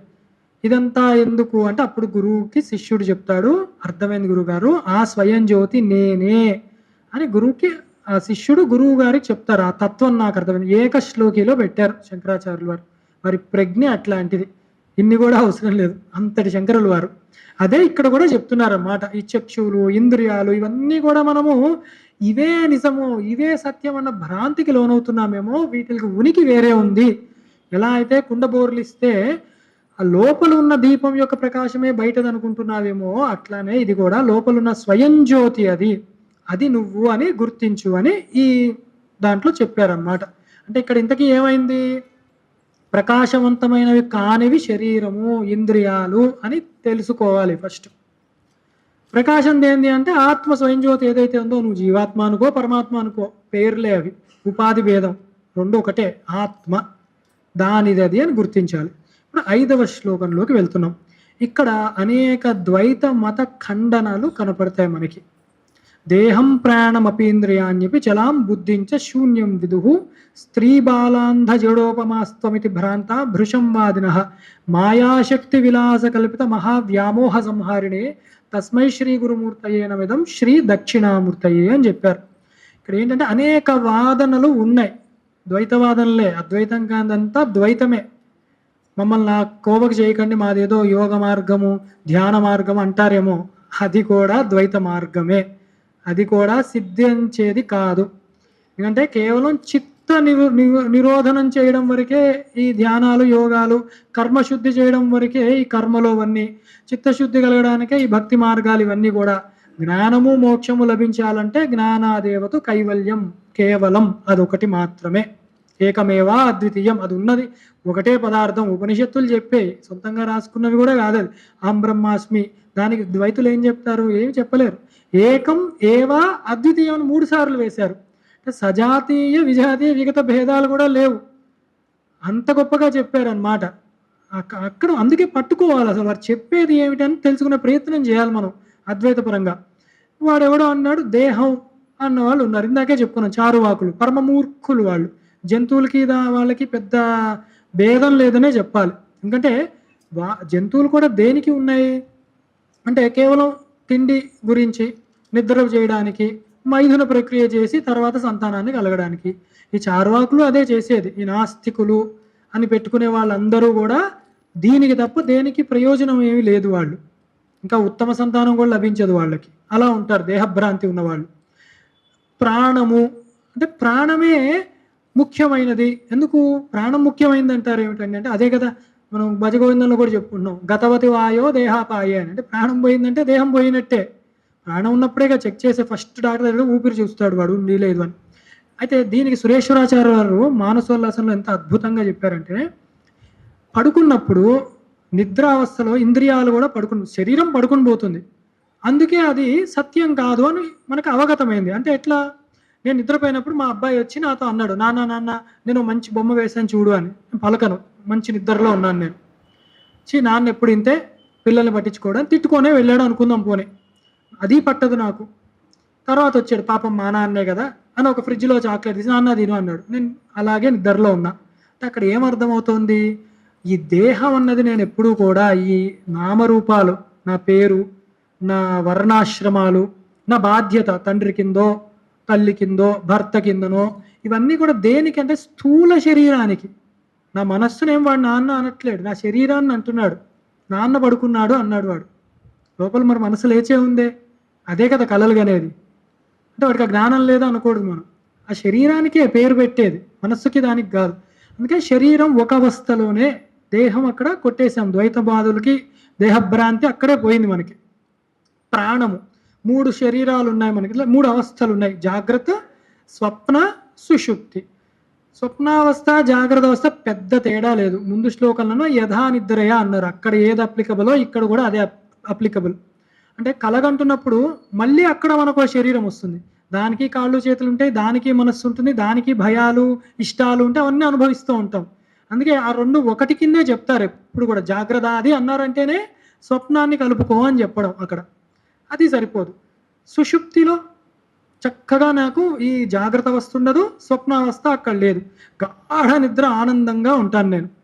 కానీ అక్కడ ఉండేది ఏంటంటే విషయాలు లేవు, మనుషులు లేరు, ఆలోచన లేవు, కానీ ప్రాణవాయువు ఉంది ఆ శరీరంలో. లేకపోతే తీసేస్తారు వాడిని. ప్రాణం ఉంది, బట్ బ్రతుకున్నాడు అందుకే చెప్తారు అదే.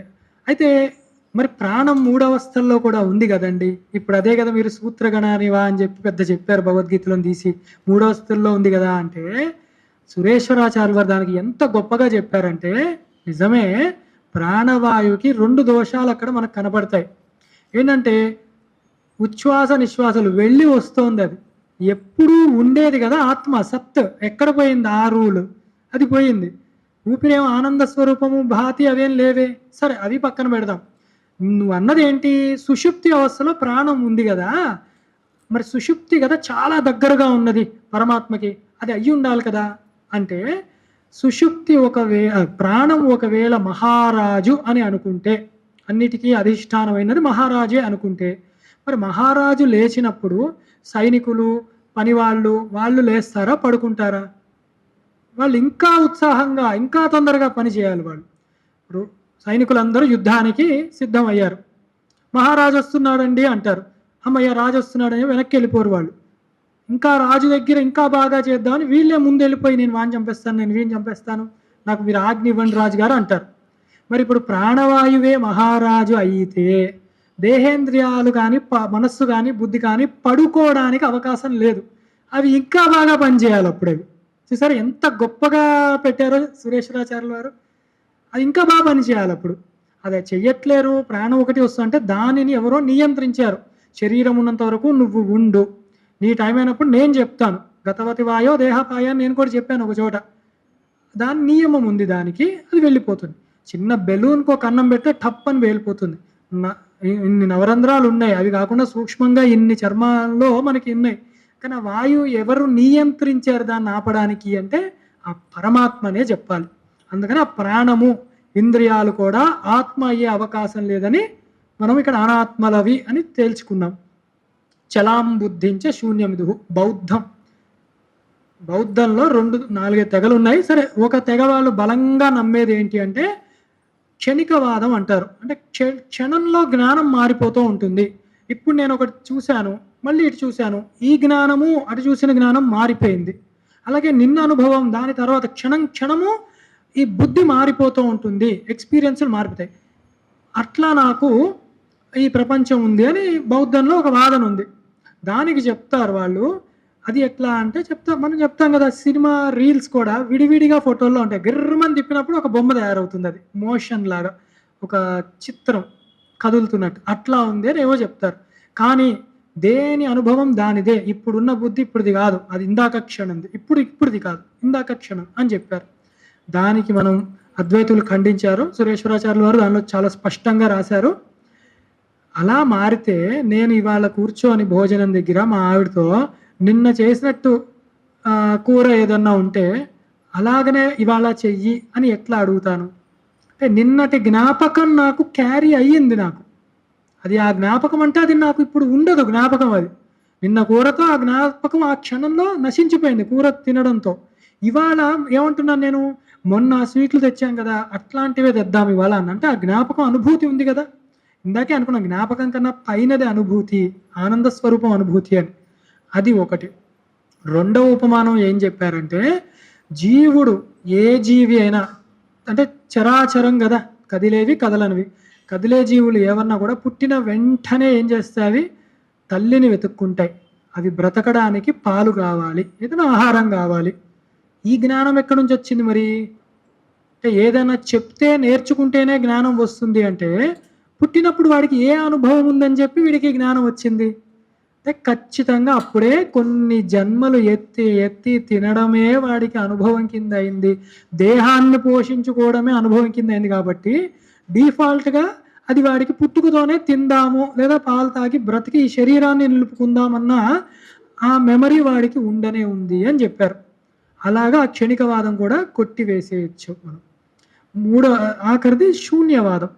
శూన్యవాదం చాలా దగ్గరగా ఉంటుంది. దీనికి ఒకటే కారణం, వీళ్ళు శూన్యం అనేది ఏంటంటే ఏదీ లేని అవస్థ ఏదైతే ఉందో సుషుప్తి అవస్థ, అక్కడ వరకు వెళ్ళారు వీళ్ళు.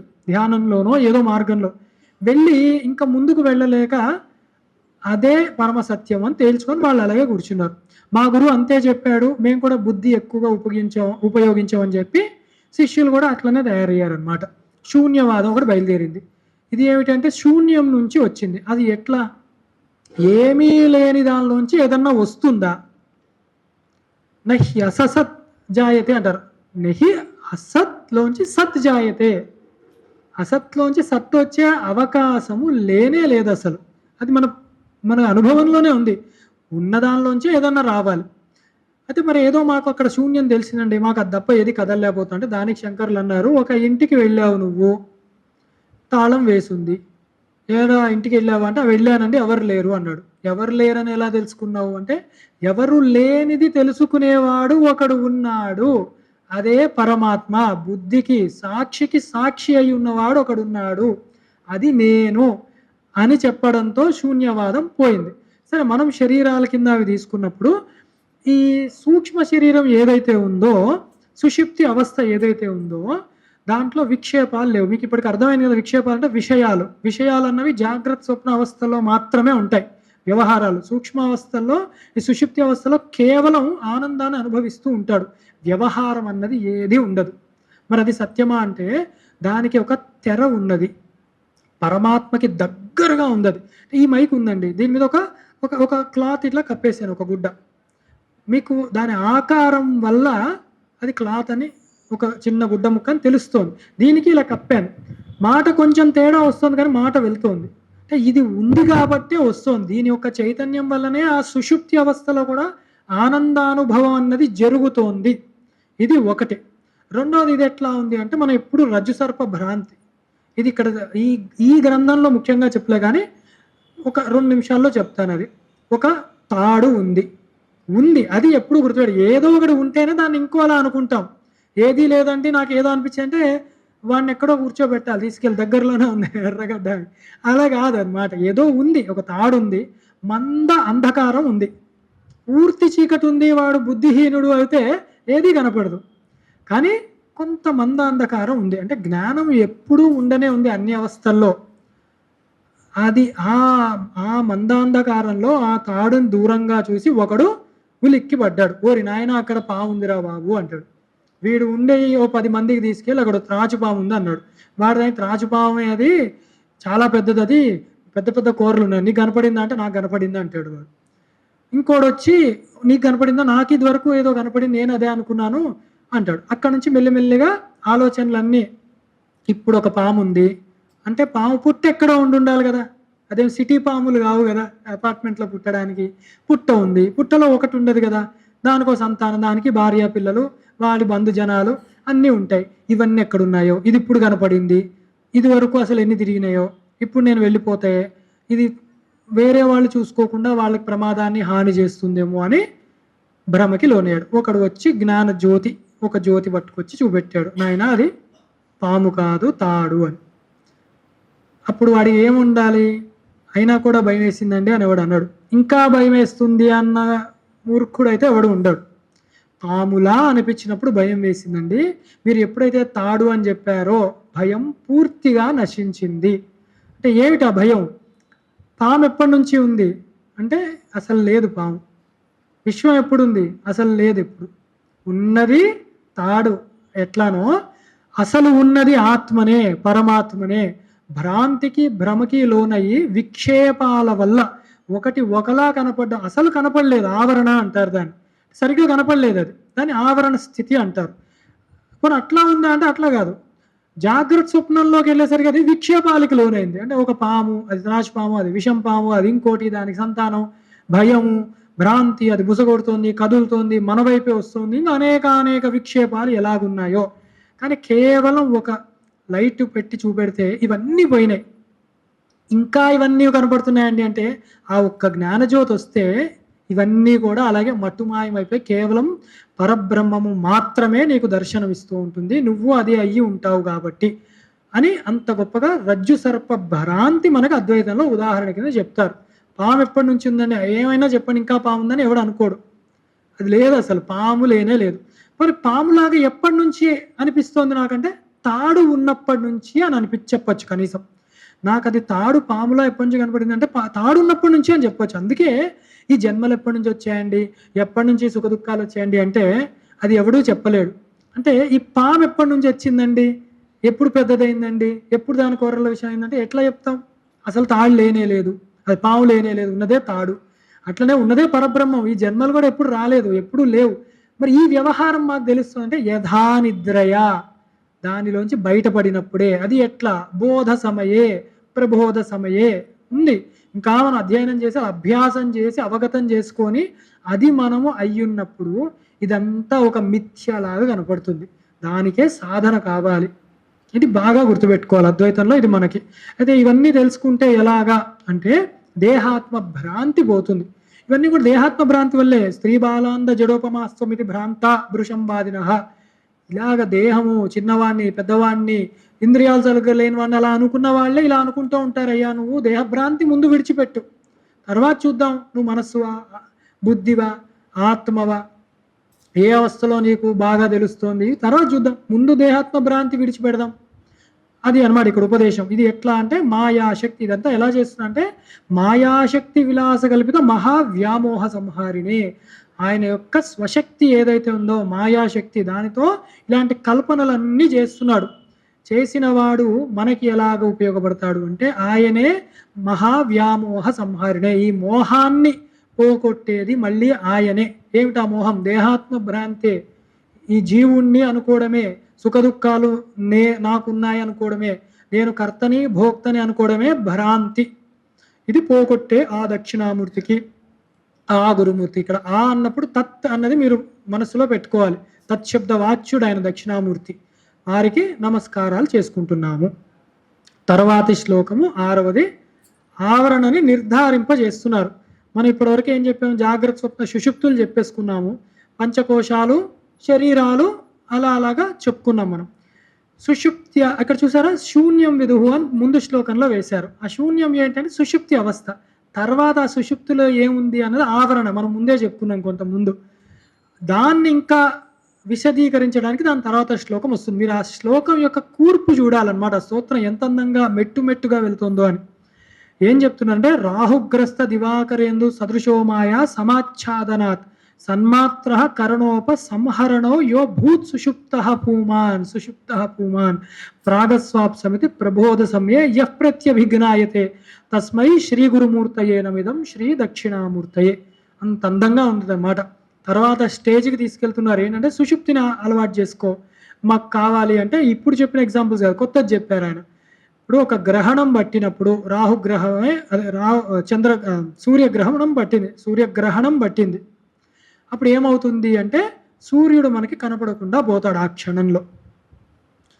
అది కప్పినప్పుడు మనం ఏమంటాం, సూర్యగ్రహణం వచ్చింది అంటే సూర్యుడు ఇంకా లేడు అని ఎవడు టంకా వేయరు ఎవరు.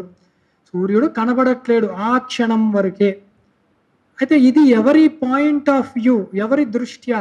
మన దృష్ట్యా సూర్యుడికి గ్రహణం పట్టిందండి, మనకి కనపడట్లేదు. అసలు సూర్యుడికి గ్రహణం పట్టిందా? లేదు. గ్రహణం పట్టిన సమయంలో సూర్యుడు ఏమైనా అనుకున్నాడా? ఆయనకి అసలు గ్రహణం పట్టిందని జనాలు అనుకుంటున్నారన్న ధ్యాస ఉండదు ఆయనకి.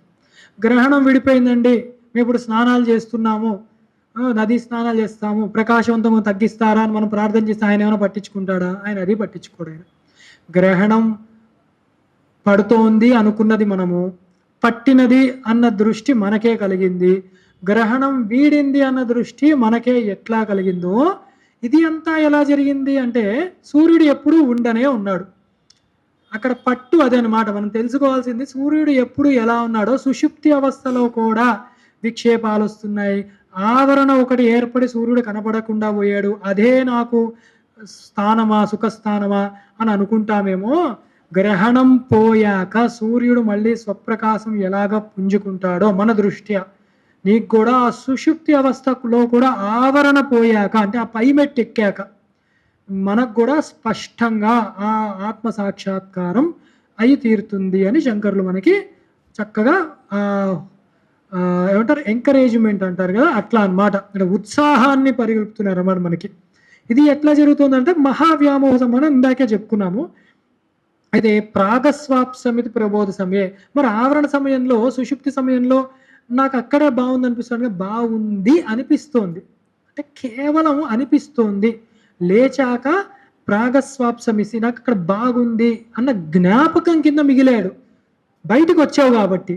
ఆ జ్ఞాపకంలో నువ్వే ఎందుకు కలిసిపోలేకపోయావు అంటే అది డెస్టినేషన్ కాదు, మనకు పుణ్యం ఇంకా జ్ఞానం అబ్బలేదు కాబట్టి సుషుప్తి అవస్థలో వెళ్ళి మళ్ళీ నిద్ర మళ్ళీ జాగ్రత్తకి బయటకు వస్తున్నాం మనం. అంటే అంతర్ముఖ సమారాధ్య బహిర్ముఖ దుర్లభ అని చెప్పేది అందుకే. అక్కడ లోపలే దర్శనమిస్తాడు, బయటకు వచ్చేసామంటే మళ్ళీ పోతుంది అనమాట. దాన్ని బాగా ధ్యాన నిష్ఠని మనం కుదుర్చుకోవాలి. అందుకని పోదము గురువు ఆచార్యులు వారు చేసినప్పుడు మనకి యహ ప్రత్యభిఘ్నాయతే, అదే ప్రత్యభిఘ్న ప్రత్యేగాత్మ అన్న మాట ఒకటి ఉంది, అదొక విశేషణం ఆత్మకి. అంటే గుర్తు అని మాట, అదే ఇది అని గుర్తు. ఇందాక మనం అనుకున్నాం కదా నిన్నటి కూరనే ఇవాళ బాగుంది అన్న జ్ఞాపకం, అప్పుడు వాడికి జరుగుతుంది. అరే ఈ ఆనందమే ఈ అన్ని అవస్థల్లో ఎప్పుడు నాకు ఉన్నది ఈ పరమాత్మయే, ఈ పరమాత్మయే నేను అని వాడికి జ్ఞాపకంలోకి ఆ ఆత్మని గుర్తిస్తాడు వాడు. అది అప్పుడప్పుడు సవికల్ప సమాధి అవ్వచ్చు, కానీ నిర్వికల్ప సమాధే పరమ సిద్ధి అవస్థ. సవికల్పంలో వెళ్ళి వచ్చేస్తూ ఉంటాడు వీడు, అది అక్కడ జరిగేది. వెళ్తాడు, కాసేపు కుదురుతుంది, కానీ ప్రత్యభిఘ్న అక్కడ అలా ఉంటుంది. కానీ అదే వాడు అయ్యాడా అంటే అది అపరోక్షానుభూతి కలగాలి దానికి. ఆ రహస్యాలన్నీ దీంట్లో పెట్టారు. ఆవరణ కూడా వెళ్ళిపోతుంది, సూర్యుడే ఎప్పుడు సత్యము అని చెప్పడానికి. ఆవరణ ఏర్పడింది కూడా సూర్యుడు ఉండగానే అని తెలిసేదన్నమాట. ఎప్పటికీ ఏ అవస్థల్లో కూడా మారంది జ్ఞానం అనే తెలుసుకోవాలి మనం. తర్వాతి శ్లోకం సర్వావస్థల్లో చెప్తున్నారన్నమాట. అన్ని అవస్థల్లో ఉన్నది ఈ ఆత్మనే, దేశకాలాలు కూడా దీనికి పరిమితి లేదు అని చెప్తూ బాల్యాదిష్యపి జాగ్రత్తాదిషు తదా సర్వావస్థాస్వపి వ్యావృత్వా స్వనువర్తమాన మహామిత్యంత స్ఫురంతం సదా స్వాత్మానం ప్రకటీకరోతి భజతాం యో భద్రయా ముద్రయా తస్మై శ్రీ గురుమూర్తయే నమిదం శ్రీ దక్షిణామూర్తి. కొన్నిట్లో ముద్రయా భద్రయా కూడా ఉంటుంది, పాఠాంతరం అంతేగాని రెండు ఒకటే. అయితే ఇక్కడ చెప్పారు ఆ ముద్ర చిన్ముద్ర యొక్క రహస్యం, అందుకే ముందు చెప్పుకోలేదు మనం. ఏమి చెప్తారంటే బాల్యాదిష్యపి జాగ్రత్తాదిషు, బాల్యము యవ్వనము కౌమార్యము వృద్ధాప్యము ఇలాంటి అవస్థలు శరీరానికి ఉన్నాయి. శరీరానికి ఉన్న దోషమే అది. అస్థి ఉన్నది, జాయతే వర్ధతే పరిణమతే క్షీయతే నశ్యతే, దానికి ఉన్న ప్రాబ్లమే అది. ఏంటి? ఉంటుంది, పుడుతుంది, పెరుగుతుంది, మళ్ళీ క్షీణిస్తూ ఉంటుంది, వృద్ధాప్యంలో తర్వాత నశిస్తుంది శరీరం. ఆత్మకి నాశనం లేదు. అది ఈ అవస్థల్లో జాగ్రత్తాదిషు అన్నారు. అంటే ఇప్పటివరకు చెప్పిందంతా ఒకసారి మళ్ళీ మననానికి చెప్తున్నారు వారు. జాగ్రత్త ఆదిషు, జాగ్రత్త నుంచి అంటే జాగ్రత్త, స్వప్న, సుషుప్తి. ఒక్కసారి మననం జాగ్రత్త అవస్థ అంటే ఈ స్థూల శరీరం గురించి ఈ విషయాలన్నీ చేస్తుంటాం మనము. దీనిలో ఇంద్రియములు విషయ భోగాలని కోరుకుంటూ వ్యవహారంలో ఉంటాయి. దీనికి మనస్సు బుద్ధి అనేది వెనక ఉండి నడిపిస్తూ ఉంటాయి. ఇవి ఎలా అంటే ఒక సినిమా నడుస్తుంటే హీరోలు వాళ్ళందరూ బయట కనపడతారు, కానీ డైరెక్టరు మటుకు వెనక ఉంటాడు. అలాగే మనస్సు అలా ఉంటుంది. పడుకున్నప్పుడు స్వప్నావస్థలో ఈ హీరోలు నటులందరూ పడుకుంటారు. ఈ డైరెక్టరే హీరో, డైరెక్టరే డైరెక్టర్ కూడా అక్కడ. అంటే మనస్సే చూసిన అనుభవాలన్నీ తీసుకొని అది ఒక ప్రపంచాన్నే సృష్టిస్తుంది. అదంతా ఎలా ఉంటుంది అని మనం అనుకున్నాం ఇదివరకే శ్లోకాల్లో. అది స్వప్నావస్థ. సుషుప్తి ఎలా ఉంటుందంటే ఈ ఈ అవస్థలు ఏవి ఉండవు అన్నమాట. నా కంచన కామం కామయతే నా కంచన స్వప్నం పశ్యతి తత్ సుషుప్తం అని మాండూక్యంలో మంత్రం. అక్కడ కామనలు లేవు, కోరికలు లేవు, విషయాలు లేవు. స్వప్నం కూడా పశ్యతి నా స్వప్నం పశ్యతి అంటే స్వప్నం కళ కూడా వాడికి కనపడదు. ఎందుకంటే వాడు అసలు అనుభవమే లేదు, కేవలం ఆనందంలో ఉండిపోయాడు వాడు. కాకపోతే అది ఆవరణ ఇంకా ఉంది కాబట్టి బయటికి వస్తాడు. మళ్ళీ అది ఆవరణ కూడా పోయినప్పుడు వాడు ఆ పరమాత్మలో లయం అవుతాడు. సరే, ఈ 3 అవస్థల్లో కూడా తదా సర్వావస్థాస్వపి, అన్ని అవస్థల్లో, ఇంక మళ్ళీ పంచకోశాలు అనుకోండి, ఇంకో విచారణ చేసుకోండి, ఏదన్నా పెట్టుకోండి, అన్ని అవస్థల్లో కూడా వ్యావృత్వ స్వనువర్తమానం, వేరువేరుగా కనపడినా కూడా దానిలో అనుస్యుతంగా తెగకుండా ఉన్నది ఏదైతే ఉందో ఆ స్ఫురంత్ ఏదైతే ఉందో ఆ ఆత్మయే అని తెలుసుకో. దీనిలో అన్వయ వ్యతిరేకాలు అన్న పద్ధతిలో చెప్తారు. వ్యతిరేకం ఏంటంటే ఇప్పుడు నేను స్థూల శరీరాన్న కాదు, ఎందుకంటే నేను పడుకున్నప్పుడు నేను ఏదో వ్యవహారంలో ఉంటాను నిద్రపోయిన. మరి సూక్ష్మ శరీరమా, నేను మనస్సు నా బుద్ధి అంటే అది కాదని చెప్పాం కదా. దానికి కూడా సాక్షి కింద ఆత్మ ఉంది. అంటే విడివిడిగా చూస్తే ఏది నేను కాదు, కానీ అన్నిటికీ ప్రవర్తించడానికి కావాల్సింది నేనే. అంటే నేను అంటే ఆ ఆత్మస్వరూపము. అది అన్వయం. ఇది వ్యతిరేకం. వ్యతిరేకం అంటే నయితి, నేను దేహాన్ని కాదు, నా ఇంద్రియాని, నేను ఇంద్రియాన్ని కాదు, నేను మనస్సు కాదు, చిత్తం కాదని తీసివేసేయడం. నయితి నయితి నయితి అని. మరి నేను ఏది అంటే నేను పరబ్రహ్మాన్ని, సత్యజ్ఞానమంతం బ్రహ్మ, ఏకమేవ అద్వితీయం బ్రహ్మ, సోయమాత్మ బ్రహ్మ. ఇవన్నీ బ్రహ్మముని పట్టుకుంటారా, అది అన్వయం అన్నమాట. నేను దానికి లగ్నం చేశాను. ఇవి 2 పద్ధతులు. ఇక్కడ 2 చెప్పారు ఆయన. అన్వయం కింద నేను ఇవేవి కాదు, ఈ అవస్థలు కాదు, ఇవి కాదు. వ్యతిరేకం కింద చూస్తే నేను ఇవి కాదు, నేను కేవలం పరమాత్మని అని చెప్తున్నారు అన్నమాట. ఈ అహం అని అన్ని వేళలా ఉన్న ఏదైతే ఉందో చిన్ముద్ర సా ప్రకీర్తయేత్. 3 అవస్థల్లో చిన్ముద్ర, ఈ జీవేశ్వర ఐక్యాన్ని తత్వం అసి అని చెప్పేదే చిన్ముద్ర అని దక్షిణామూర్తి అందుకు చిన్ముద్ర చూపిస్తూ ఉంటాడు. ఎవరైనా జ్ఞానముద్ర పెట్టుకొని మేము ద్వైతం చెప్తున్నామంటే మనం హాస్యంగా నవ్వుకోవాలి. అంతేగాని ఈ జ్ఞానముద్ర పట్టడమే అద్వైతం ముద్ర. ఇది జీవేశ్వరులు 2 ఒకటే, 2 కాదు అని చెప్పేదే ఇది జ్ఞానముద్ర. ఇది బాగా గుర్తుపెట్టుకో. అందుకు దక్షిణామూర్తి అదే సూచన చేశారు. అందుకే ముద్రయ భద్రయ, అదే భద్రం. ఏమిటి అది భద్రం అంటే ద్వితీయాద్వై భయం భవతి. 2వ వస్తువు ఉందంటేనే భయం. ఉపనిషత్తు మంత్రం అది. 2వ వస్తువు ఉందంటేనే భయం పట్టుకుంటుంది. అది నాకు కావాలా లేదా నాకు అది వద్దా అని ప్రారంభం అవుతూ ఉంటాయి. ఉన్నదే నేనన్నప్పుడు ఏది కావాలి ఏది వద్దు నాకు, అది పరబ్రహ్మ, అదే అద్వైతం. అయితే 8వ శ్లోకంలో ఇక్కడ బ్రహ్మ సత్యం అన్నది స్పష్టంగా చెప్తున్నారు. విశ్వం పశ్యతి కార్యకారణతయా స్వస్వామి సంబంధతః శిష్యాచార్యతయా తథైవ పితృపుత్రాద్యాత్మనా భేదతః స్వప్నే జాగ్రత్త వాయుయేషు పురుషో మాయా పరిభ్రాంతః తస్మై శ్రీ గురుమూర్తయే నమయిదం శ్రీ దక్షిణామూర్తయే. ఇక్కడ మనం అదే అనుకోవాలి, నేను ఇది కాదు, నేను దక్షిణామూర్తినే. ఏమిటంటే ఇంత చెప్పారండి, బాగుంది. అంగుష్టం కూడా మీరు చక్కగా ఈ ముద్ర చూపెట్టారు, చిన్ముద్ర, జ్ఞానం కూడా చెప్పారు. కానీ విశ్వంలో మనం ఏంటో వీడిని అలాగే ఉన్నాడండి, మన ఇళ్లలో ఫలానా అవి జాగ్రత్తగా ఉండాలి. దేన్ని ఉద్దేశించి అంటున్నాం? స్థూల శరీరాన్ని ఉద్దేశించి. వాళ్ళ మనస్సుని మనం నిగ్రహించగలమా? మనస్సులో ఏమవుతుందో తెలుసుకోగలమా?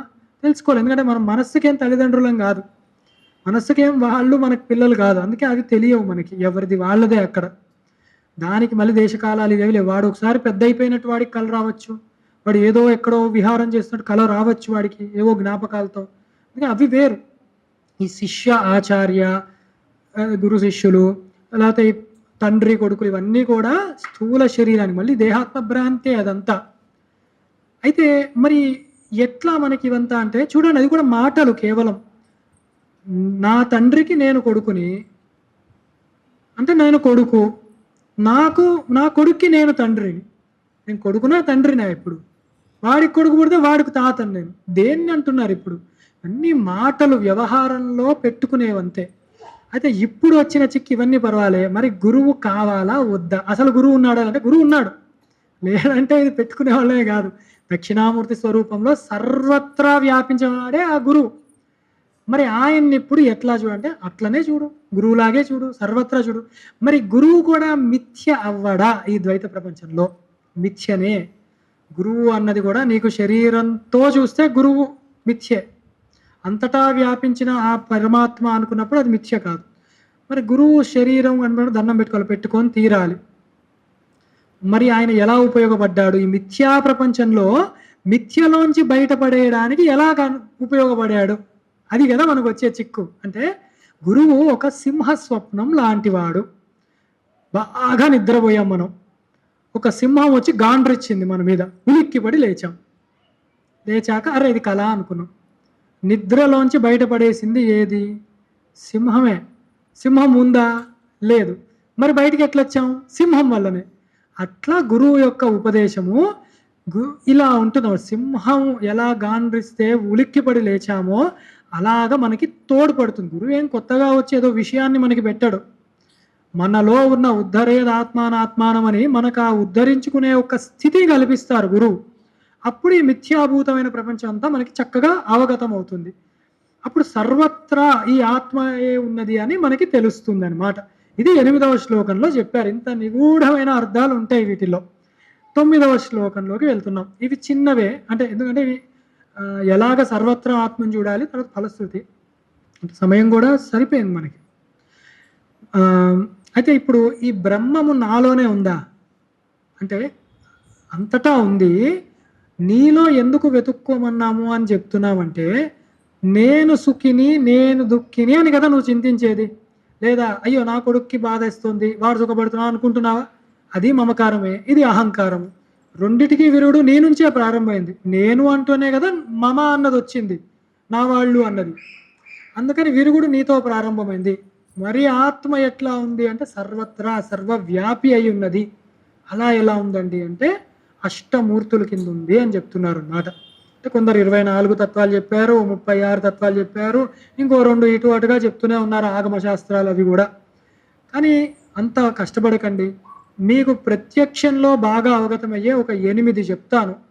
అష్టమూర్తుల కింద ఈశ్వర ఉపాసన చెయ్యండి, సాధన చెప్తున్నారు. అలా దర్శించండి అని ఇది ప్రారంభం. ఎట్లా అంటే భూరంబాంస నలో నిలోంబర మహార్నాదో హిమాంశు పుమాన్ ఇత్యాభాతి చరాచరాత్మకమిదం యస్యైవ మూర్త్యాష్టకం నాణ్యత్కించన విద్యతే విమృశతాం యస్మాత్ పరస్మాత్ విభో తస్మై శ్రీ గురుమూర్తయే నమైదం శ్రీ దక్షిణామూర్తయే. అష్టమూర్తులు చెప్పారు. అంటే పృథివీ పంచభూతాలు. ఇప్పుడు అవన్నీ చెప్పాలా అంటే అవసరం లేదు. పృథివీ, నీరు, వాయువు, అగ్ని, ఆకాశం పంచభూతాలు సరిపోయినాయి. తర్వాత ఇవి పంచభూతాలు స్థూలంగా మనకి కనపడేవి, కొన్ని కనపడనే అంటే అనుభవంలోకి వచ్చేది. గాలి కనపడుతుందా అంటే అనుభవంలోకి వస్తుంది. ఆకాశం ఉంది కాబట్టి మిగతా పంచభూతాలంటే ఆధారం కింద ఉంది. తస్మాత్ ఆత్మన ఆకాశ సంభూత అధ్య అని చెప్పి తర్వాత నుంచి అంటే ఆత్మ నుంచే ఆకాశం వచ్చింది. దాని నుంచి మళ్ళీ వాయువు, అగ్ని, జలము, పృథివీ అన్నీ వచ్చాయని ఒక క్రమం. అది పంచభూత వివేచన చేసేటప్పుడు. అంటే వీటిలన్నిటికీ ఆధారంగా ఉన్నది ఆకాశమే అయి ఉన్నది. పంచభూతాలు అందుకే పంచభూత క్షేత్రాలు కూడా ఉన్నాయి కదా మనకి అవి. తర్వాత మహార్నాదు, అహర్నాదు అంటే సూర్యుడు. తర్వాత హిమాంశు చంద్రుడు. ఇవి కాలానికి సంకేతం, దేశానికి, అనుభవానికి, తర్వాత కాలానికి సంకేతమైన ఇవి పుమాన్. ఇవన్నీ ఎవరు అనుభవిస్తున్నారు, ఎవరి గురించి ఉన్నాయి, ఎవరి వల్ల ఉన్నాయి అని చూస్తే పుమాన్ జీవాత్మ లేదా పరమాత్మ లేదా పురుషుడు పేర్లు. ఇవన్నీ తండ్రి, నాన్న, లేదా జలము, నీరు, ఇవి ఎట్లనో అది అంతే. ఆత్మ పరమాత్మ వాడి గురించి ఉన్నాయి. అందుకే అష్టమూర్తి లింగాలు ఉన్నాయి మనకి ఈ భారతదేశంలో కూడా. అలా ఈ అష్టమూర్తుల కింద చూడు సృష్టి అలాగే క్రమంగా జరిగింది. సృష్టి బోల్డ్ విధాలుగా చెప్పారు కాండి. ఇప్పుడు ఒకసారి అవస్థలు అన్నారు, ఒకసారి ఏమో ఈ ఏమిటివి కోశాలు అన్నారు, ఓసారి ఏమో శరీరాలు ఎన్ని ఉన్నాయన్నారు, ఓసారి ఏమో తత్సృష్ట్వా తదేవాను ప్రావిశత్ అని చెప్పి సృష్టించి మాలో దూరాడు, అందరిలో పరమాత్మ దూరాడు అని. హృదయశేర్జున తిష్టతి అన్నారు, మధ్య మన మనస్సులో ఉన్నాడు అన్నారు. అలా కాదు, ఆత్మ సర్వత్రా వ్యాపకం అంతటా ఉన్నాడు అన్నారు. ఇంకోటి ఏంటంటే యథా విస్ఫులింగవత్ అన్నారు, అంటే ఒక అగ్ని జ్వాల వచ్చి విస్ఫులింగాలు ఎలా బయటకు వచ్చి అట్లా అన్నారు. ఇంకోటేమో యథోర్ణనాభిసృజతే, ఇవన్నీ ఉపనిషత్ వాక్యాలు. యథోర్ణనాభిసృజతే గృహ్ణతే పిచ, ఎలా సాలిపురుగు దానిలోంచి దారం తీసి అల్లిందో మళ్ళీ అంతా అయిపోయినాక దానిలోకే అంతా లయం చేసుకుంటూ అలా పరమేశ్వరుడు తనలోంచే సృష్టి చేసి తీసుకున్నాడు. ఏమిటండి ఇవన్నీ? ఏది నిజం అంటే ఇన్ని విధాలుగా చెప్పారని ఒప్పుకుంటున్నామా? ఇన్ని విధాలుగా చెప్పారంటేనే అది అసలు నిజం కాదు. ఉపనిషత్తుల అబద్ధాలు చెప్పారంటే అది పరమ పాపం. అక్కడ చెప్పింది అది కాదు. ఇలా సృష్టి జరగడానికి అన్నిటికీ మూలము పరమాత్మను ఉద్దేశించి సృష్టి చెప్పడానికి కారణం, దానికి ఒక కారణం ఉందని చెప్పడానికి తప్ప సృష్టి ఎలా జరిగిందని తెలుసుకునే ప్రయత్నం కాదు అని ఉపనిషత్తే చెప్పింది. పరమాత్మ దానికి కారణం, కనపడే కార్యానికి కారణం ఉంది అని చెప్పడానికి ఉద్దేశం. అది మనం తెలుసుకోవాలి. ఇది ఎట్లా తెలుసుకోవాలంటే సర్వాత్మన ఆత్మను దర్శించాలి. ఈ పంచభూతాల రూపంలో ఉన్నది ఆయనే. బయట ఎలా ఉన్నాయో నాలో కూడా పంచభూతాలు అలాగే ఉన్నాయి. బయట సూర్యచంద్రులు ఎలా ఉన్నారో మనస్సు బుద్ధి రూపంలో సూర్యచంద్రులు అట్లానే ఉన్నారు. బయట పరమాత్మ అంతటా అని అన్నప్పుడు నాలో జీవాత్మ కింద ఉన్నాడు. తత్వమసి అన్న వివేచన చేసి సర్వజ్ఞత్వాన్ని కించిజ్ఞత్వాన్ని పక్కన పెట్టేస్తే అన్నిట్లో అన్ని సమంగానే ఉన్నాయి. అప్పుడు నువ్వు అదే అయ్యున్నావన్న సర్వాత్మ భావన మనకి సహజంగానే సిద్ధిస్తుంది అని ఈ మంత్రాన్ని మనకి ఈ శ్లోక రూపంలో ఇచ్చారు. మనకి జ్ఞానకించిన విద్యతే విమృశతాం యస్మాత్ పరస్మాత్ విభో అని ఈ అష్టమూర్తుల గురించి తీసుకున్నాం. ఆఖరి శ్లోకము ఫలశ్రుతి. అది సర్వాత్మత్వముతి స్ఫుటీకృతమిదం యస్మాదముష్మిన్ స్తవే తేనస్య శ్రవణాత్ తదర్థ మననాచ్చ ధ్యానాచ్చ సంకీర్తనాత్ సర్వాత్మత్వ మహావిభూతి సహితం స్యాదీశ్వరత్వం స్వతః సిద్ధ్యే తత్పునరష్టతా పరిణతం చైశ్వర్యం అవ్యాహతం. ఇలా సర్వాత్మన వాడు దర్శనం చేసేవాడు ఏమవుతాడు? ఫలం లేదే జడుడు కూడా పని చేయడు. కాబట్టి మనకి దీని ఫలం ఇచ్చాడు. ఏమిటి ఫలం? ఏమైనా ఉత్తమ లోకాల ఎక్కడికన్నా పోవాలంటే అట్లాంటిది కాదు. నీ సహజ స్థితి నీకు లభిస్తే నువ్వు ఎట్లా అవుతావో అన్నది తెలుసుకోవడమే ఫలం. ఇది సర్వాత్మత్వం నీదే అని తెలిసినప్పుడు సర్వాత్మమైన ఈశ్వర విభూతులన్నీ నీకు సహజంగానే లభిస్తాయి. నువ్వే ఈశ్వరుడివి, పరమాత్మవి, జీవాత్మే ఈ పరమాత్మ అని తెలిసినప్పుడు ఒక మనిషి పరిగెడుతూ ఉంటే, సురేశ్వరాచార్యులు వారు ఇచ్చిన ఉపమానం, మనిషి పరిగెడుతున్నప్పుడు వాడేమి నా నీడ నాతో రా, నువ్వు కూడా నా వెనకే ఉండని అన్నాడు. సహజంగానే వాడితో నీడ పరిగెడుతుంది. అట్లా ఈశ్వరత్వాన్ని పొందినప్పుడు ఈ సర్వ సిద్ధులు ఏవైతే అష్టసిద్ధులు అనిమ లగిమ గరిమ ఈశిత్వ వశిత్వ ప్రాకామ్య భుక్తి ఇచ్చా ఇవన్నీ ఏమున్నాయో, లేదా అష్టైశ్వర్యాలు ఏమున్నాయో ఇవన్నీ కూడా సహజంగానే వాడికి వస్తాయి. అంటే వాడి యొక్క గుణమే అది అవుతుంది. వాడు ప్రయోగిస్తాడా వాటిల్ని అంటే వాడు ప్రయోగించడానికి వాడు తప్ప వేరే వస్తువు ఉంటే కదా. అది ఎలా అంటే ముందే అనుకున్నావు, పువ్వు యొక్క వాసన, నాకు పువ్వే దాన్ని వాసన వద్దంటే అది కుదరదు. ఈశ్వరుడు కావాలంటే ఐశ్వర్యవంతుడే ఈశ్వరుడు కాబట్టి కలిసే వస్తాయి. ఆ సర్వసిద్ధులు వాడికి వస్తాయి. మనం ఏం చేయాలి మరి రోజు అంటే శ్రవణాత్, ఇప్పుడు విన్నాం బాగానే ఉంది. తర్వాత మననాచ్చ ధ్యానాచ్చ సంకీర్తనాత్, మననం చెయ్యాలి ఈ అర్థాలన్నీ, ధ్యానం చెయ్యాలి. అది నేను అయ్యి ఉన్నాను, ఇన్ని విధాలుగా గురువుగారు చెప్పారు మాకు అని దాన్ని నిధిధ్యాసన చేసుకుంటూ దానిలో కలిసిపోవాలి. ఆ భావనలో రోజు నిత్యం కూడా మన పూజలో ఇది సంకీర్తనాత్ స్తుతి కింద కూడా పెట్టుకోవాలి.